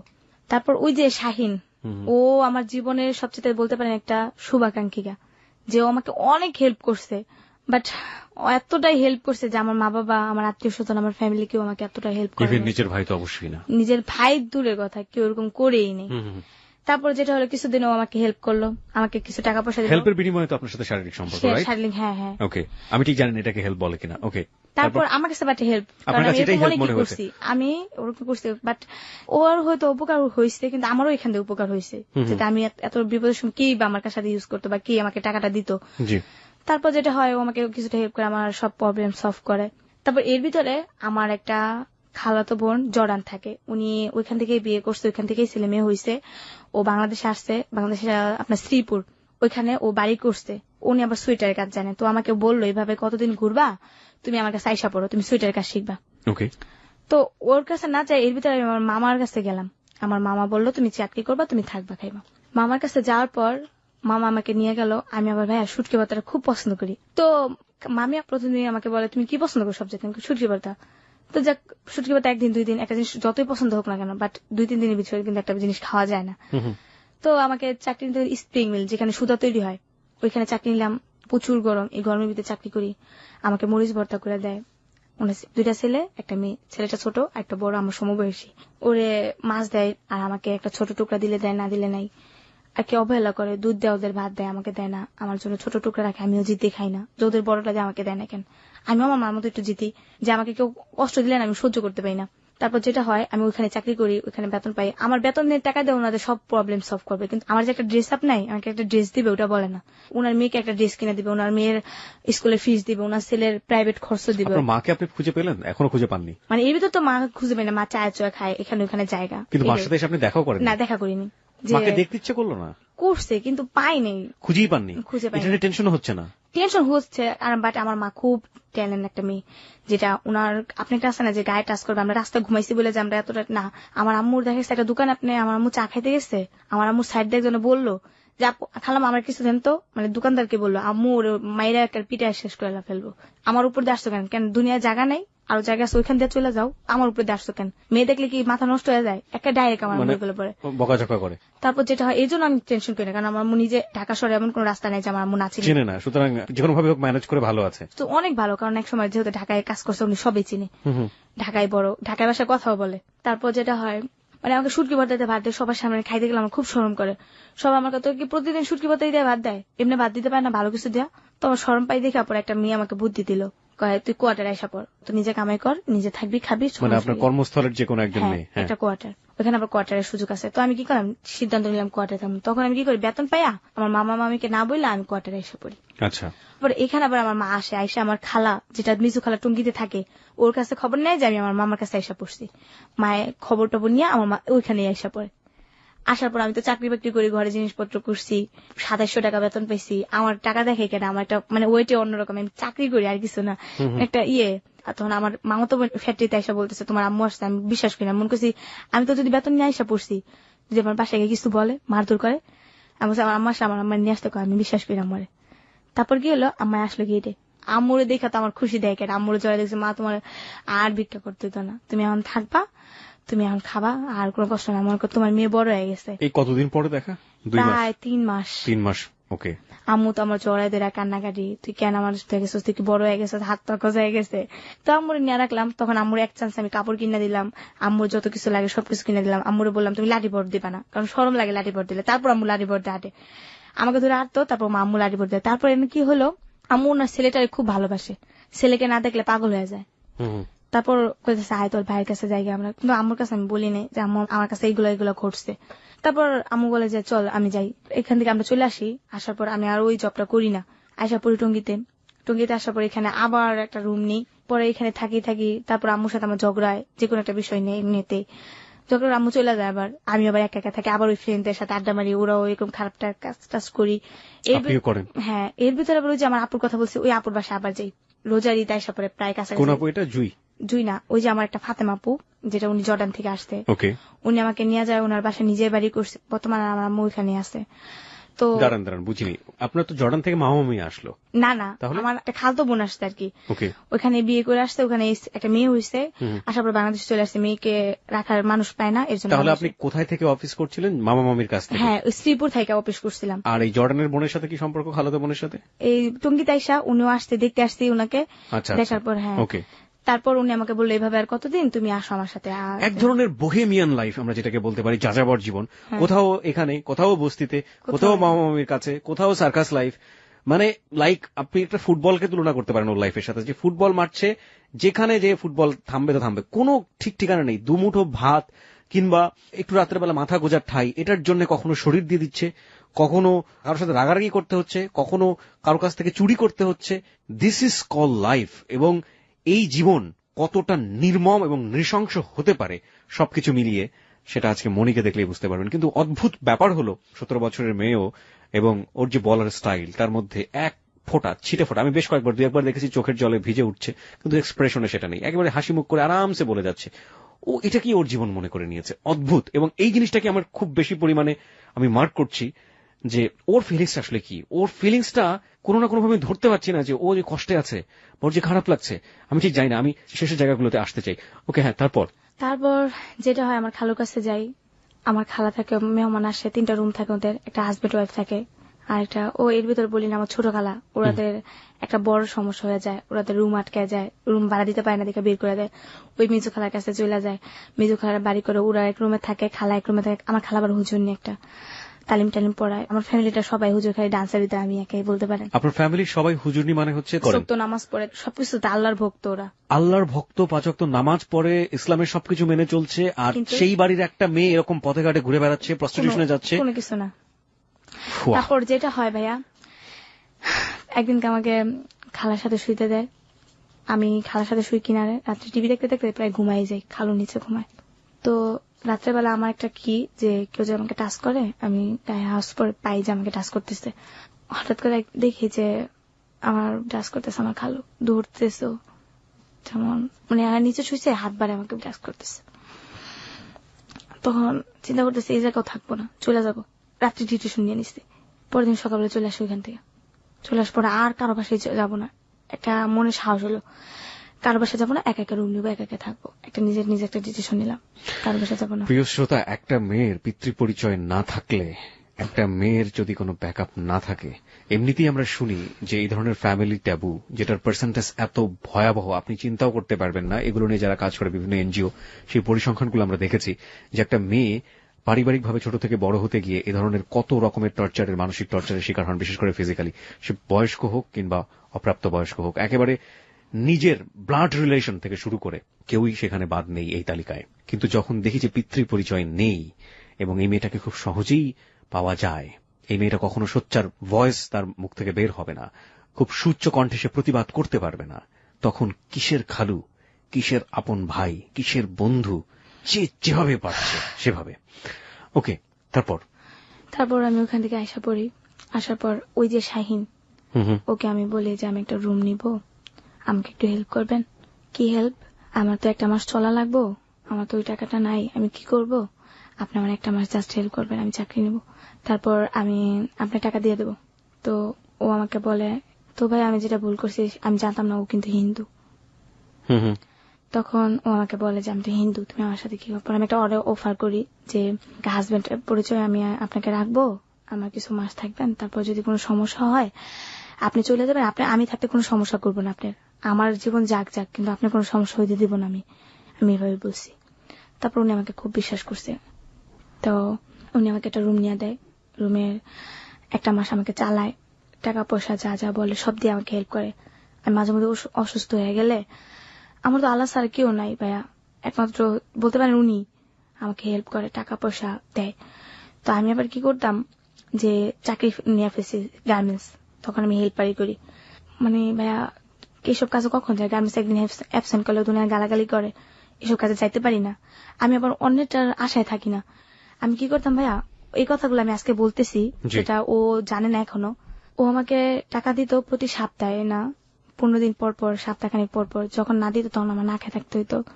তখন আমি ওই সময়টায়, জানি না ও শুনলে আমাকে খারাপ মনে করবে, ভুল হলে আপনি আমার মাফ করে দিয়েন, ও আমাকে টাকা দেওয়া সত্ত্বেও আমি বাইরে যেতাম একমাত্র ভালো কিছু খাওয়ার লেগা, রান্না করার লেগা, কারণ ওর আমি চাইতাম, আমার খুব সরম লাগতো। আজ পর্যন্ত আমি ওর কাছে কোনো টাকা চাইনি, একমাত্র বেশি একটা সমস্যা ছাড়া। ও আমাকে হাজার টাকা দিত, কিন্তু টাকা দিত তো ওই বিনিময়ে, বাট আসতো, আয়সা রাত্রে থাকতো, সকালেও চলে যেত, আমি সকালে অফিসে যাইতাম গোসল টোসল করে আর কি। তারপরে এই যে যেটা আমার বাসা পরিচিত ছিল, ওদের কাছে যাইতাম, যাই আমি কিছু টাকা 400-500 টাকা আনতাম, আইনা এগুলো দিয়ে আবার আমি চাল টাল কিনা ফেলতাম। ওরা সাথে থাকতে হতো না, দিলে ওই টাকাটা আমার স্ট্রং থাকতো, আবার যখন ফুরা যেত আবার কিনা ফেলতাম, এরকম করতাম। মানে এই পেটের ভাতের জন্য, বাসাটা ভাড়া দেওয়ার জন্য আপনি মানে আমি টেনশন করতাম, যেটা ভাইয়া আমি একবেলা না খেয়ে থাকি কেউ দেখবো না, কিন্তু একটা বাসা ভাড়া না পেলে যদি আমার বের করে দেয় তখন আমি কোথায় থাকবো। এই জন্য আপনি প্রস্টিটিউশনে জড়ালেন। গার্মেন্টসও করতাম, এসব কাজও করতাম, ওর সাথেও করতাম। জি, গার্মেন্টসের কাজ করে আমি একসময় অপারেটর হয়ে যাই, তখন আমার বেতন হয়ে যায় 3500 টাকা। তখন আমি সব মিলে 4 থেকে 5,000 টাকা পাই। তখন কিন্তু ওর টাকা আমার প্রয়োজন পড়ে না, তারপরও পরে, যেটা মাঝে মধ্যে ক্ষেত্রে লাগে। আপনি কি এই যে কাজগুলো করতেন, এগুলো করার জন্য কি আপনার একেবারে নির্দিষ্ট কিছু ক্লায়েন্ট ছিল, নাকি আপনি রাস্তায় দাঁড়াতেন? বা না না ভাইয়া, কখনোই না। তাহলে আমার কিছু বাসা ছিল, বাসা থেকে আমাকে ফোন করতো যে অমুক সময় তুমি আসবা, অমুকটা কয়টা কাজ করো, তুমি চলে। এগুলো কি ম্যারিড পার্সন নাকি ব্যাচেলর নাকি মেসে ভাড়া থাকে? কে এই যাদের সাথে এগুলো করতেন? মানে মেয়েরা না, বেসিক্যালি আপনি তো যে প্রস্টিটিউশনের কথা বলছেন, আপনার শারীরিক যে ব্যাপারগুলো জড়িত, আপনি বিভিন্ন ক্লায়েন্টের কাছে গিয়ে আপনি এগুলো করতেন, ওদের পরিচয় জানতে যাচ্ছে, ওরা কি? ওরা এক সময় কি দেখতাম যে হাজবেন্ড জানে, হাজবেন্ডের সামনে করাইতেছে এসব। আমি ঠিক বুঝতে পারছি না, মানে হাজবেন্ড ওয়াইফ দুজনেই জানে ব্যাপারগুলো? হ্যাঁ হ্যাঁ, এগুলা দুজনে শেয়ার করে। হাজবেন্ড লোক নিয়ে আসতেছে, ওয়াইফ রিসিভ করতেছে, রিসিভ করে দেখা গেছে যে মেয়েকে ভিতরে দিতেছে, হাজবেন্ড গেটটা লাগাই দিতেছে, আর হাজবেন্ড ওয়াইফ দুজনে ঘরে বসে আছে। তারপর শেষ হওয়ার পরে দেখা গেছে লোকটা আসলো, হাজবেন্ডের কাছে টাকা দিল বা ওয়াইফের কাছে টাকা দিল, হাজবেন্ড নিচে নামাই দিয়ে আসলো। মানে কোন একটা বাসায় গিয়ে আপনাদের এই জিনিসটা করতে হতো, এবং এগুলো সবকিছু প্রিসেট করা, সাজানো থাকতো। হ্যাঁ হ্যাঁ, দেখা গেছে একটা হাজবেন্ড ওয়াইফ আর একটা বাচ্চা, তো এক বাসায় ফ্ল্যাট নিয়ে রুম ভাড়া নিল, তো ওইখানে তো সন্দেহ করার মতো কিছুই নেই, যেহেতু হাজবেন্ড ওয়াইফ বাচ্চা আছে সাথে। তো ওয়াইফে বললো যে আমার হাজবেন্ড এমন একটা জব করে, মানুষ আসবে, আমি বা খাওয়াবো লোকজন, বা দেখা গেছে রুমটা নিল নিচতলায়, যাতে লোকজন আসতে সুবিধা হয়, গেটটা খুলে রাখলো, লোকজন ফট করে ঢুকে গেল, আবার বের হয়ে গেল। তো ওরকম ভাবে আর কি হইতো। ওইটা না, সেটা তো হতোই, কিন্তু কথা হচ্ছে যে আপনি কিভাবে বুঝতেন যে উনি আপনার ক্লায়েন্ট, বা আপনি ওই বাসাটাতে যাবেন? আপনাকে এগুলো কে বলে দিত? দেখা গেছে মেয়েদের দ্বারা পরিচিত হতাম। একটা মেয়ে আছে, যেমন ওকে আমাকে বললো যে আমাকে কাজ করাতে হয়, তো একটা মেয়ে তো এক জায়গায় কাজ করে না, অনেক বাসায় কাজ করে, ওর তো এক জায়গায় কাজ করলে হয় না, যে জায়গায় লোক বেশি আসে ওই জায়গায় কাজ করে। তো বাট আমি ওইগুলো করতাম না, আমার পার্ট টাইম 500 টাকা হইলে আমার যথেষ্ট, আমি ওদিকে যেতাম, আমার শরীরের দিকটাও দেখতাম, এমনকি আমার রোজগারের দিকটাও দেখতাম। আমি অতিরিক্ত বেশি করতাম না, যেটা একটা আছে না মানুষের এইডস স্ট্রোক, এই দিক দিয়ে আমি একটু সতর্ক থাকতাম। এইডস এর ব্যাপারে আপনি সচেতন থাকতাম। দেখা গেছে যদি এইডস হয়ে যায় তখন আমি কি করব, বাট একটা প্রেগনেন্ট হয়ে গেলাম আমি, সাপোজ, ওই দিক দিয়ে সতর্ক থাকতাম যে আমিও তো কখনো সংসার করতে পারি, তখন আমি মানে আমার হাজবেন্ডের কাছে কি পরিচয় দেবো বা কি বলবো, এগুলো এই তো যে- আপনাকে কেউ কখনো বুঝিয়েও দেয়নি, আপনি না, নিজে নিজে আমি নিজে বুঝেছেন। থেকেই করতাম, কারণ আমার সংসার হতেই পারে স্বাভাবিক। প্রিয় শ্রোতা, দেখুন, একটা মেয়ে যার কোনো সংসার নেই, কেউ নেই, মা এক ধরনের মানসিক প্রতিবন্ধী, সে ভিক্ষা করে বেড়াচ্ছে, এই মেয়ে প্রত্যেকটা ঘাটের পানি খেয়ে খেয়ে খেয়ে খেয়ে এই জায়গাটায় আজকে এসেছে, এবং ওর ভিতরে এই জিনিসটা কাজ করছে যে আমি যে কাজটা করছি আমার পেটের জন্য দরকার, এবং এটা করতে গিয়ে যেন আমার এইডস না হয়ে যায়, এটা করতে গিয়ে যেন আমার সংসার যদি কোনোদিন হয় তার কাছে যেন আমি জবাবদিহি করতে না হয়। অনেক কিছুই শিখছি, আমি প্রতিনিয়তই শিখছি হ্যালো 8920 থেকে। আজকে এই 17 বছরের মেয়েটার কাছ থেকে অনেক কিছু আমি শিখবো এবং শিখছিও। চলে যাচ্ছি মনির কাছে। মনি, পুরো ব্যাপারটা আমি জানতে চাই না। আমি জানি যে এই যে প্রস্টিটিউশন, এটা একটা বিশাল একটা সিন্ডিকেট। আপনি তো ঢাকা শহরেও আসতেন, রাইট? অবশ্যই, আমি বলতে পারি না আমি ঢাকা শহরের মেয়ে। ঢাকা শহরেই আপনি বেশিরভাগ সময় কাটাতেন বা বিভিন্নভাবে এটাতে ইনভলভ ছিলেন। যারা আপনার সাথে মিশতো, মানে যারা আপনার সাথে এই কাজগুলো করতো, তারা কি ধরনের, আমি এটা জানতে চাচ্ছি। আমি একজনের নাম বলবো না, একটা নাম নেই দামি লোকই। তো ওনার সাথে আমার ভালো একটা রিলেশন ছিল। উনি আমাকে ক্লাবে নিয়ে যায়। একদিন ওইগুলো করতে গিয়ে ওনাকে আমাকে জিজ্ঞেস করে, তুমি দেখতে তো খুব সুন্দর। আসলে ভাই আমি দেখতে অতটা সুন্দর না, কালো, দেখতে খারাপ। তারপরও বলছে যে তুমি দেখতে তো খুব কিউট, তুমি এত অল্প বয়সে এগুলোতে আসতো কেন? তারপর আমি বললাম, ভাইয়া পেটের দায় মানুষ অনেক কিছুই করে। তো আমার এইসব কথা শুনে না মানুষ আমার কাছে কাজ করতে চাইতো না, শুধু শুধু টাকা দিয়ে দিত। আমি এগুলো আরো বেশি বলতাম, যাতে আমার কাছে এইগুলো পিছনের গল্পগুলো কারণ কেন বলতাম ভাইয়া, আমার কষ্টটা কম হইতো, আমার টাকাটাও হইতো, আমি এই জন্য বেশি বলতাম। আরে তারপর আমাকে বেশিরভাগ লোকে আমাকে বলতো, তুমি কেন করো এগুলো, তোমার দেখতে তো খুব সুন্দর দেখা যায়। কেউ বলতো ওনার ওয়াইফের মতো দেখা যায়, কেউ বলতো কারো মেয়ের মতো দেখা যায়, কেউ বলতো কারো ফুবুর মতো দেখা যায়, অনেকে অনেক ধরনের কথা বলতো যে আমাকে নাকি ওরকম দেখা যায়। তারপর একদিনকে আমাকে একটা লোক বললো যে তোমার তো দেখতে খুব সুন্দর, তুমি এগুলো না করে একটা চাকরি বাকরি হতো করতে পারো। আমি বলি, হ্যাঁ ভাই আমি চাকরি করি, বাট আমার তো কেউ নাই, আমার একটা মা আছে অসুস্থ, ওনাকে আমার হেল্প করতে হয়, তো আমি চাকরি করলে আমার পোষায় না। আমি এইভাবে বলছি, তাহলে এগুলো করো কেন, বড় ধরনের কোনো জব করো। আমি বলি, কে দিবে আমাকে বড় ধরনের জব? তারপর উনি বললো, আচ্ছা ঠিক আছে, তুমি ভালো ডিটেলস কি করো? পরে আমি বলছি, আমি ডান্স পারি, ডান্সের ক্লাবে একবার করছিলাম, এরকম বলছি। ঠিক আছে, তুমি বারে ডান্স করবা? আমি হ্যাঁ করবো। যেহেতু বললো, আমি যাক ভাইয়া আপনি যদি ডান্সটা দেন আমি এই জগৎটা ছাইড়া দেবো। তারপর উনি বললো, ঠিক আছে, আমার দ্বারা যদি তোমার উপকার হয় তাহলে তো ভালোই। তো উনি আমাকে প্রথমে নিয়ে যায় কিছু মেয়ের সাথে পরিচয় করে দেয়, আমার মেকআপের যেটা যা যা লাগে তা করে দেয়। উনি আবার ওই যে ড্রিঙ্কস যারা দেয় না, লোকটা কি জানি আর কি, আমি সঠিক খেয়াল নেই।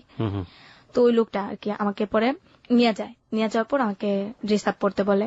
এই ফার্স্ট আমার সাথে নাচা বাইরে। তারপর এখানে আসলাম, তখন বলে ড্রেস আপ খুলতে, যেটাকে বলে নেকেট পোশাক। লোকরা এখানে বিয়ার খাচ্ছে, খাওয়া দাওয়া ওখানে করতেছে। তো খুবই হাই সোসাইটির হ্যাঁ, লোকজন যান, খুব হাই সোসাইটি। এখানে বলতে পারেন একবার কালো আমি, তারপর বাকি সবাই ফর্সা। সবাই ফর্সা। আর আমাকে কি করছে জানি না, আমার মেকআপের পরে আমার ফেসটাই অন্যরকম দেখা যায়, সবাই বলে নাকি আমি অনেক সুন্দর দেখতে। তারপর আমাকে কি করে, যেটা পুরো শরীরে মেকআপ করতে হয় আমাকে, পুরো শরীরে মেকআপ করে পুরো দিত। শরীরে আউট ড্রেস আপ করতে হয়। সবাই আমাকে চয়েস করে, কোনো মেয়ে কাছে আসতে পারে না, আমাকে অনেকে কাছে নেয়। তো এখানে আমি এক চান্স আমি প্রথমেই বকশিস পাই আপনার 18,000 টাকা, এই প্রথম জীবনের প্রথম। কত সালে এটা? 18,000, এটা 2011 দিকে মনে হয়। প্রিয় শ্রোতা, 2011 ঘটনা। যে হোটেলটির নাম এখানে ব্যবহার করা হচ্ছে ঢাকা শহরের 5 স্টার হোটেল, এবং আমরা হোটেলের নামটি এখানে মিউট করে দিয়েছি আমাদের প্রয়োজনের স্বার্থে, আমাদের অনুষ্ঠানের স্বার্থে, এথিক্সের জায়গা থেকে যায় না। আপনারা নিশ্চয়ই জানেন যে কোন ধরনের হোটেলগুলোতে ধরনের ঘটনা ঘটতে পারে। মেগা 5 স্টার হোটেল আমরা বলতে পারি। আমরা হোটেলের নামটা এখানে মিউট করে দিচ্ছি। বাট এই 2011 সাল খুব বেশি দূরে না, এবং সেখানে এই মেয়েটি গিয়েছে কোন একটা ক্লায়েন্টের প্রেক্ষাপটে, সেখানে গিয়ে সে নেকেড ডান্স করছে, এবং নেকেড ডান্স করার পরে সে জীবনে প্রথম 18,000 টাকার মুখ দেখলো। যে মেয়েটি 500 টাকার জন্য নিজের শরীরটি বিকিয়ে দিতে বাধ্য হয়। তারপর তো লোকটা আমাকে 18,000 টাকা দেয়। লোকটা আমাকে খুব লাইক করে, দেখে আমাকে খুব খাবার দাবার দিতে, কোল্ড ড্রিঙ্কস এগুলো এগুলো যেগুলো জীবনে খাইও নাই ওগুলা খাওয়াইছে প্রথম। ড্রিঙ্কস করি, যেটা সত্য কথা, আমি খাইতে চাই না, খাইতেই হবে, কারণ ডান্স করতে আসতো। কিসের জীবন কিসের কি। লোকটা ঢাকায় ভাষা কথা বলে, তুমি খাও, তুমি সমস্যা নেই, তোমার কিছু হবে না। তো আমি এতটাই খাই ফেলি, একবারে মাথা ঘুরাতে থাকে, ওইখানে ফিট হয়ে যায়। আমি আমাকে একটা রুমে নিয়ে যায়, রুমে নিয়ে আমাকে হুশ করানো হয়। সবাই বলে এগুলো খাইতে পারো না, খাও কেন? আমাকে জোর করছে, আমি খাইছি, জীবনে খাইনি, খাইছি। আমি আবার সবসময় সত্য কথা বলি। যাক, ওই টাকাগুলো পাই আমার আর এইসবের দিকে মনেই নেই। আমার এখন ইচ্ছা আমি ডান্স করবো, টাকা কামাবো দুই হাতে। মানে কত, এত টাকা যেহেতু পেয়েছি সুতরাং ডান্সই করব। হ্যাঁ, আমি আর এইসবের দিকে যাবো না, শুধু শুধু কষ্ট করি, মানে মনটাই অন্যদিকে চলে গেছে। তারপর কি করলাম, এই 18,000 টাকা পেয়া প্রথম চান্স আমি ঘরে খাট কিনলাম, কিছু করে জিনিসপত্র কিনলাম, আমার আম্মুকে নিয়ে আসলাম, আম্মুর ড্রেস আপ কিনলাম, আম্মুর গেট আপটা অন্যরকম করে দিলাম। আমি আমার গেটআপ অন্যরকম করলেন মানে? আপনার কি পরে থাকতো আর আপনি কি পড়ালেন? আমার আম্মু কিন্তু আবার একটা কথা বলা হয়নি, আমার আম্মু কিন্তু হাতে সেলাই সবকিছু, মানে আমার ছেলের কামিজ কিন্তু হাতে সেলাই দিত। আচ্ছা। দেখা গেছে ওই যে দর্জি দোকানে কাপড় ইয়ে করতেন আগে, কিন্তু আমরা যখন বিক্রি করে খাইতাম তখন কিন্তু আমার আম্মু দর্জি দোকানে আপনার কাপড়, টুকরা কাপড় ফালাই দিত না, এগুলা দিয়ে আমার আম্মু সেলাই আমাকে জামা বানাই দিত। বড় আচ্ছা। বড় টুকরা কাপড় তো দিয়ে। আপনার আম্মু এগুলোই পরে থাকতো? হ্যাঁ, এগুলাই পরে থাকতো। তারপর আমি আমার আম্মুর গেটআপটা অন্যরকম করে দিলাম, আমার আম্মুকে ড্রেস আপ সবকিছু প্রায় 10,000 টাকার ভিতরে সবকিছু ম্যানেজ করলাম। তারপর এখানে আরেকটা সমস্যা হয়ে গেছে, এখানে বাড়িওয়ালাকে বলছি আমার হাজবেন্ড আছে, জি। আমার হাজবেন্ডেরও তো বলছে আমার আম্মু আছে, আর আম্মুরও তো বলে নাই যে আমার হাজবেন্ড আছে। তো এখন আমার সমস্যা, আম্মুরও তো নিয়ে আসছে, আমার হাজবেন্ড তো আসতে যাচ্ছে, কি করি? লোকটা আমাকে উপকার করছে, তো আমি লোকটাকে তো আমি তো আর ওনাকে ফেলে দিতে পারি না। তারপর আমি কি করলাম, এক সময় যেটা হলো, আম্মু আমার সাথে ঝগড়া করে চলে যায়। উনি কলপারে গেলে না, ভাইটা বাড়িতে, ভাই আপনি বলেন কি কি সহ্য করবে? ভাইটা বাড়িতে সবার জন্য সমান। উনি কলপারে গেলে 2 ঘন্টা 3 ঘন্টার ভিতরে নিচে আসে না। তখন আপনার আম্মা? হ্যাঁ, উনি আবার একটু বড় লোকের মতো নোক টোক পরিষ্কার করে, এখনো কিন্তু ভুল ফ্লাগ করে, ভিক্ষে করছে তারপর কিন্তু ভুল ফ্লাগ করছে। মাইন্ড করতে পারে না আপনি? No, আমি মাইন্ড করছি না, আমি আসলে ঘটনাটাকে অন্যভাবে দেখার চেষ্টা করছি। প্রত্যেকটা মানুষেরই তার ব্যক্তিগত পছন্দ আছে। একজন ভিক্ষুক কেন ভ্রু প্লাগ করতে পারবেন না? তিনি, তার যদি সামর্থ্য থাকে তিনি করুক, কোনো সমস্যা নেই। কিন্তু ভাইয়া, কিন্তু মানে আপনি যেভাবে বলছেন, এই বলাটাকে আমার অদ্ভুত লাগছে যে একজন ঔপন্যাসিকের জীবনের গল্পে যদি এরকম ভাবে তিনি লেখা শুরু করতেন, তিনি কাঁদানোর চেষ্টা করতেন মানুষকে কোনো কোনো জায়গাতে, কিন্তু যার জীবনে ঘটে সেই যে মণি কিভাবে বলছে দেখুন, হাসতে হাসতে। আমার এই জিনিসটাই হচ্ছে হ্যালো ইট 920